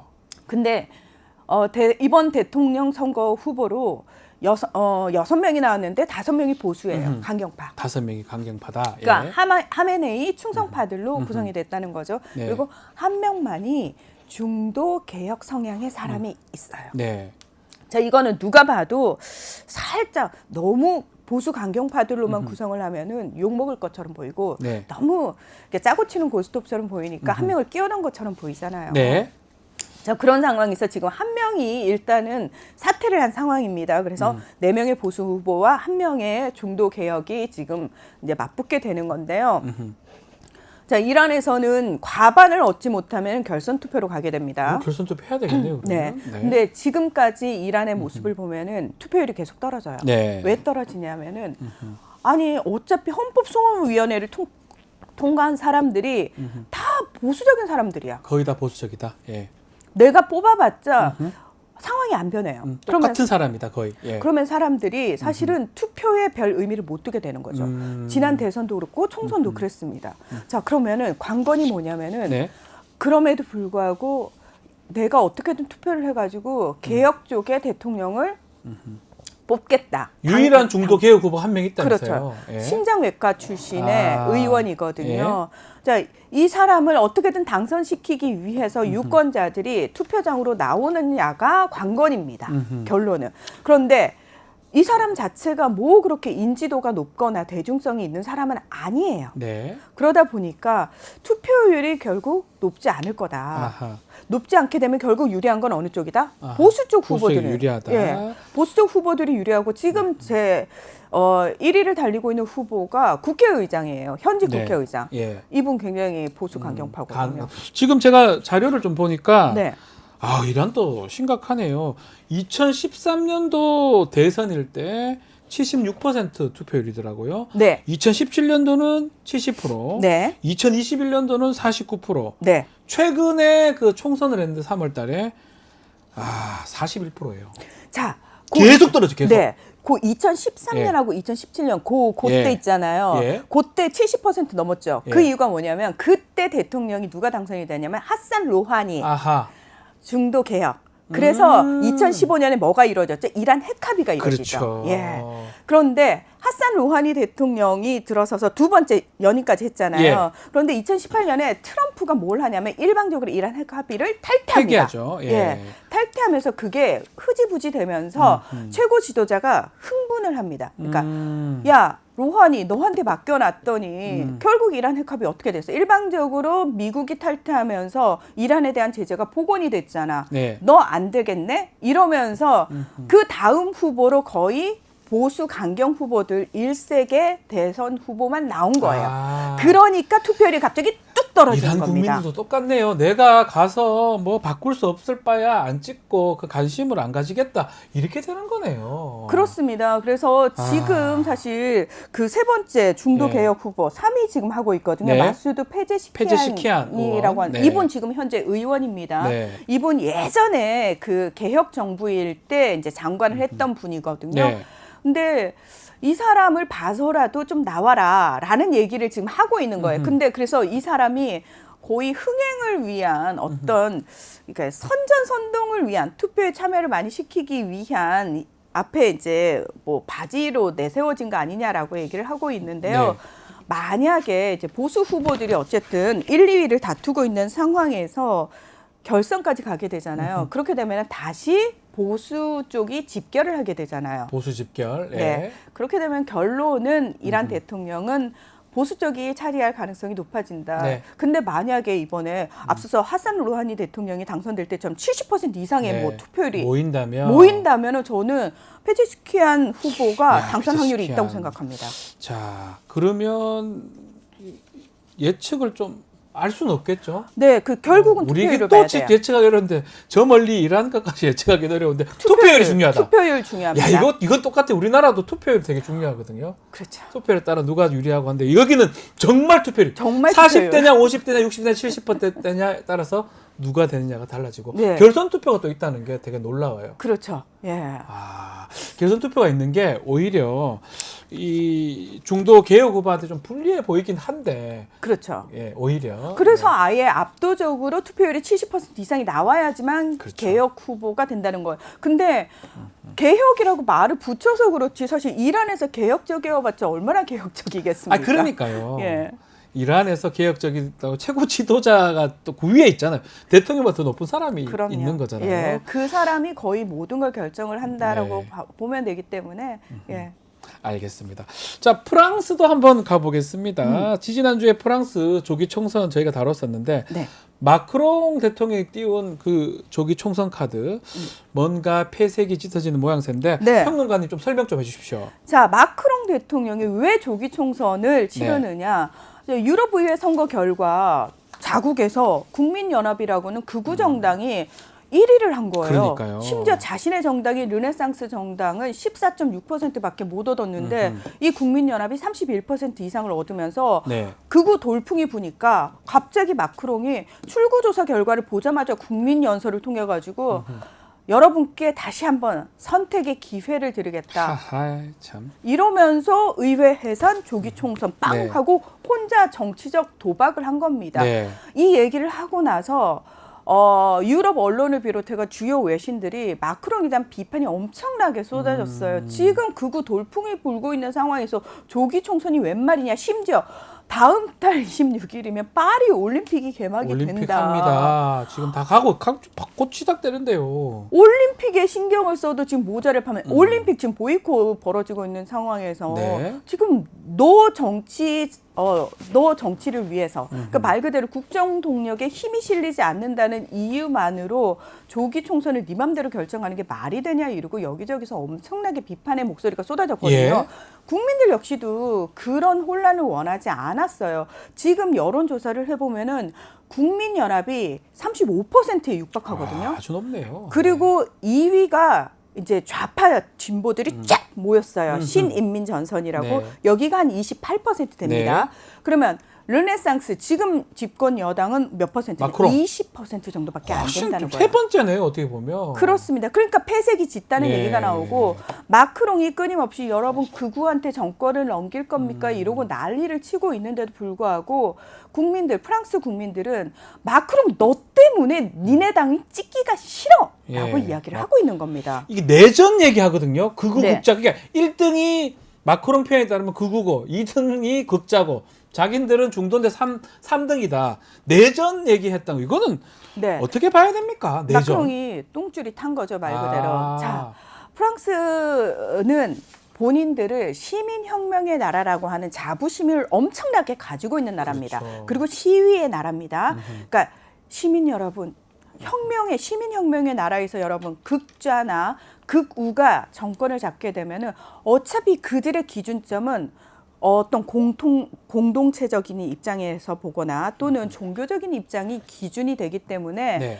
결국은 그들은 분열과 갈등을 불러오게 된다. 합리적이고 이성적인 판단을 내릴 수 있는 우리를 뽑지 않으면 프랑스가 혼란에 빠질 거고 그게 내전 수준으로 갈 거다라고 이야기를 하고 있는 거예요. 근데 사실은 똥줄이 탔다고 제가 표현을 합니다만 지금 프랑스의 혼란 상황에 대해서 영국의 브렉시트만큼이나 위험한 상황이라고 진단하는 전문가들이 굉장히 많습니다. 네. 영국이 브렉시트를 처음에 왜 얘기했냐면요. 총선을 앞두고 보수당이 지지율이 너무 낮은 거예요. 그러니까 당시 데이비드 캐머런 보수당 총리가 뭔가 총선에 자신들의 지지세를 결집하기 위해서 여러분 저희 보수당을 찍어주시면 브렉시트 여러분 우리가 유럽연합에 있으면서 분담금 엄청 많이 내고 있는데 그런 걸로 인해 가지고 실제로 우리한테 돌아갈 혜택, 복지 혜택 못 돌아가고 있는 거 아닙니까? 예. 그리고 이민 정책 우리 마음대로 못하지 않습니까? 여러분이 보수당을 다시 한번 찍어주시면 브렉시트를 할 건지 유럽연합으로부터 탈퇴를 할 건지 국민투표에 붙이겠습니다. 그러면서 시작된 거군요. 그렇게 시작이 된 거예요. 근데 아하. 너무 희한한 게 뭐냐면 네. 캐머런 총리는 네. 사람들이 설마 브렉시트 하자고 투표할까? 본인조차도 반대파였던 거예요. 그런데 이게 돼버렸어요. 아우. 아주 소수의 그렇죠. 차로 된 거죠. 예. 그러니까 지금 마크롱도 똑같은 거예요. 설마 사람들이 극우 정당을 뽑겠어? 뽑겠어? 왜? 예. 마린 르펜이라는 극우 후보하고 자신이 두 번의 대선에서 붙었을 때 결국 결선 가니까 사람들이 그래도 극우 대통령은 안 되지. 마크롱이 낫지. 그러면서 마크롱을 뽑았는데 이제는 분위기가 다르다는 거예요. 마크롱 우리가 그런 마음에서 너를 뽑았는데 지난 8년간 너가 재임하던 시절 오히려 갈등은 더 증폭됐고 넌 우리 등에 칼을 꽂았어. 그래서 너 싫어서라도 이번에는 극우 정당에 투표할 거야. 네. 라는 분위기라는 거예요. 아니 근데 지금 이거는 유럽의 지금 극우 정당들이 뭐 프랑스도 그렇고요. 네. 국민연합인데 이렇게 흥행을 하는 이유가 뭐라고 봐야 됩니까? 자, 사실은 그동안은 예. 사람들이 합리적, 이성적, 느리지만 그래도 올바른 방향, 전체적인 정치적 담론이 늘 그거였어요. 네. 그러다 보니까 그게 처음에는 이제 사람들이 그래, 그럴 수 있어. 이렇게 되는데 중간에 뭐가 있었냐면은 2015년에 유럽 난민 위기라는 게 네. 있었어요. 이게 뭐냐면은 당시 시리아 내전이 커지면서 난민들이 막 발생을 하면서 아프리카 중동 난민들이 어디로 몰려드냐면 유럽으로 다 유럽으로 갔죠. 그러니까 이제 유럽 연합 전체의 가장 큰 문제는 이민자 난민 문제였어요. 그런데 여기에 대해서 유럽 연합 전체적으로 어떻게 대응을 했냐면 그래도 포용 정책으로 가야지라고 하면서 받아들이자. 그런데 문제는 그렇게 난민들이 한꺼번에 많이 몰려오는데 사람들한테 받아들이라고 얘기를 하는 과정에서 정부들이 미숙하게 대처를 합니다. 그 과정에서 코로나19 팬데믹이 터져요. 그렇죠. 그러면서 하필이면. 경제 성장률이 뚝 떨어지고 떨어지고. 사람들이 먹고 살기 힘들어지죠. 아. 근데 거기에 엎친 데 덮친 격으로 우크라이나 전쟁 터집니다. 맞아요. 그러면서 에너지 가격이 폭등을 하면서 아. 사람들이 점점 먹고 살기 힘들어지니까 그 사이에 이 정부들이 이걸 빨리 해결해 줬어야 되는데 빨리 해결을 못하는 사이에 딱 극우 정당들이 틈을 파고든 거예요. 그 부분이네요. 딱 예. 파고든 거. 여러분 아. 먹고 살기 힘드시죠? 지금까지 여러분이 표를 줬던 저 정당들, 저 정부들이 여러분을 위해서 뭘 해줬습니까? 이제는 바꿔야 할 때입니다. 저희를 뽑아주시면 저희가 여러분을 먹고 살게 해드리겠습니다라고 얘기를 하는 거예요. 그러니까 말 그대로 그전에는 극우 정당이 무조건 이민자는 안 돼, 난민은 안 돼, 유럽연합은 안 돼 라고 굉장히 극단적인 얘기만 해서 상식적인 수준의 사람들이 전혀 흔들리지 않다가 먹고 살기 힘들어지면서 내가 사람들이 힘드니까 이제 팍팍해지잖아요. 네. 야, 지금 내가 먹고 살기 힘든데 다른 사람 배려하자는 게 말이 돼? 귀에 안 들어옵니다. 그럴 때 극우 정당이 치고 나오는 거예요. 게다가 기존에는 사실 전통 미디어를 통한 사람들과의 어떤 소통이 그렇죠. 굉장히 어떤 의미에서 조금 일방적이었잖아요. 그런데 그 사이에 SNS 생겼죠. 유튜브 생겼죠. 자, 극우 정당들은 정통 미디어에서 잘 받아주지 않으니까 본인들의 소통 창구를 어디로 하느냐? SNS, 유튜브로 합니다. 실질적으로 사람들한테 직접적으로 다가가서 우리는 이런 걸 할 겁니다라고 얘기를 하는 거예요. 네. 그 심지어 이 극우 정당들이 옷을 살짝 갈아입는데 민생을 얘기하면서 사람들한테 다가오니까 사람들이 얘네들 또라이인 줄 알았더니 아니구나. 약간 괜찮구나. 약간 우리랑 뭔가 통하는데 예. 심지어 이 사람들이 지금 국민연합은 무슨 얘기까지 하는 줄 아십니까? 노동자들 최저임금 올려야 돼요. 세금 깎아야 돼요. 예. 부가가치세 인하하겠습니다. 약간 진보적인 좌파적인 어떤 얘기를 하네요. 예. 그러니까 그동안 좌파들이 하던 거를 극우 정당이 쓱 가져와요. 예. 자, 그러면은 문제는 뭐냐면 이 극우 정당들은 항상 그 얘기를 해요. 귀에 달콤한 얘기들을 막 속삭여줘요. 근데 문제는 그러면은 그거 국가재정 그거 할 돈은 어디서 마련할 거죠? 라고 얘기했을 때 여기서 차이점이 생깁니다. 예. 자, 극우 정당이 뭐라고 얘기하냐면 그 지점을 딱 이민자 난민으로 파고들어요. 자, 이민자 돈 아껴서 난민들한테 썼던 돈 있죠? 아껴서 그리고 유럽연합에 내던 분담금 있죠? 아껴서 그거 다 아껴가 뭐하러 우리가 그렇게 냅니까? 논리는 땅밭에 떨어지네요. 그렇습니다. 그거 여러분한테 다 이게 영국의 보수당이 브렉시트 얘기할 때하고 똑같은 상황이 똑같군요. 벌어진다는 거죠. 근데 브렉시트 하고 나서 영국 경제 꼬라박았거든요. 망했죠. 망했습니다. 예. 근데 중요한 거는 지금 극우 정당이 사실은 사람들한테 너무나 혹하는 얘기들을 하고 있지만 지금 그 얘기 이제 일반 정부나 또는 그 르네상스 당에서 정권을 잡고 있으니까 정권을 잡고 있는 정당들이 한 얘기가 그거예요. 아니 근데 너 정말 그 국가재정 마련할 수 있을 것 같아? 이게 지금 프랑스가 유럽연합 회원국이에요. 마음대로 분담금을 줄인다든지 되겠죠. 이민금을 줄일 수 있는 상황이 아니에요. 난민들에 대한 어떤 네. 복지 혜택을 줄일 수 있는 상황이 아니거든요. 그럼에도 불구하고 현실 가능한 얘기가 아님에도 불구하고 사람들한테는 먹힌다. 일단은 먹힌다는 거죠. 자, 유럽에 당분간 이런 극우 정당들이 계속 흥행할까요? 프랑스 말고? 저는 할 거라고 봅니다. 같다. 그 네, 부분이 좀 먹고 살기가 너무 걱정스러운 힘들어지기 부분이 때문에. 있겠네요. 네. 아니, 그 극우 정당이든 뭐든 정확하면 되는데 그 논리 빈틈들이 좀 있어 보이거든요. 그래서 실제로 만약에요. 네. 만약에 이제 마크롱 대통령은 이제 대통령이니까 네. 그리고 이제 극우 정당이 승리를 했어요. 압승을 했어요. 뭐 과반은 아니더라도 네. 어쨌든 꽤 최소 많은 일당이 된다고 일당이 하면 된다고 하면은 총리가 바뀌겠죠. 국민연합 대표가 예, 그렇게 되겠죠. 되겠죠. 예. 자, 그렇게 되면은 이제 국민연합 목소리가 커지잖아요. 네. 자, 마크롱의 대외 정책이 바뀔 수밖에 없어요. 마크롱 마음대로 할 수가 없어요. 자, 7월 9일 날 네. 북대서양조약기구 나토 창설 75주년 기념 정상회의가 미국 워싱턴에서 예정이 돼 있어요. 예. 지금 유럽을 비롯해서 서방 국가에서는 난리가 났어요. 이 총선 결과에 따라서 프랑스의 대외 정책에 어쨌든 바뀌는데. 영향을 받을 수밖에 없는 상황이고 아하. 마크롱의 입지가 줄어들 수밖에 없는 상황인데 이렇게 되면 그동안 사실 미국하고 보조를 맞춰가지고 프랑스가 꽤 적극적인 목소리를 내왔고 네. 앞장을 서왔단 말이죠. 이런 부분에 바뀔 있어서 수도 있다. 바뀔 수 있다. 특히 우크라이나 지원 국민연합도 그 얘기를 해요. 우크라이나 지원할 거야 하는데 우리가 지금까지 마크롱은 굉장히 적극적이었어요. 러시아 본토 공격해야 된다. 우리가 제공한 무기로 본토 공격할 수 있게 하겠다라는 입장이었지만 국민연합은 친러시아 성향이에요.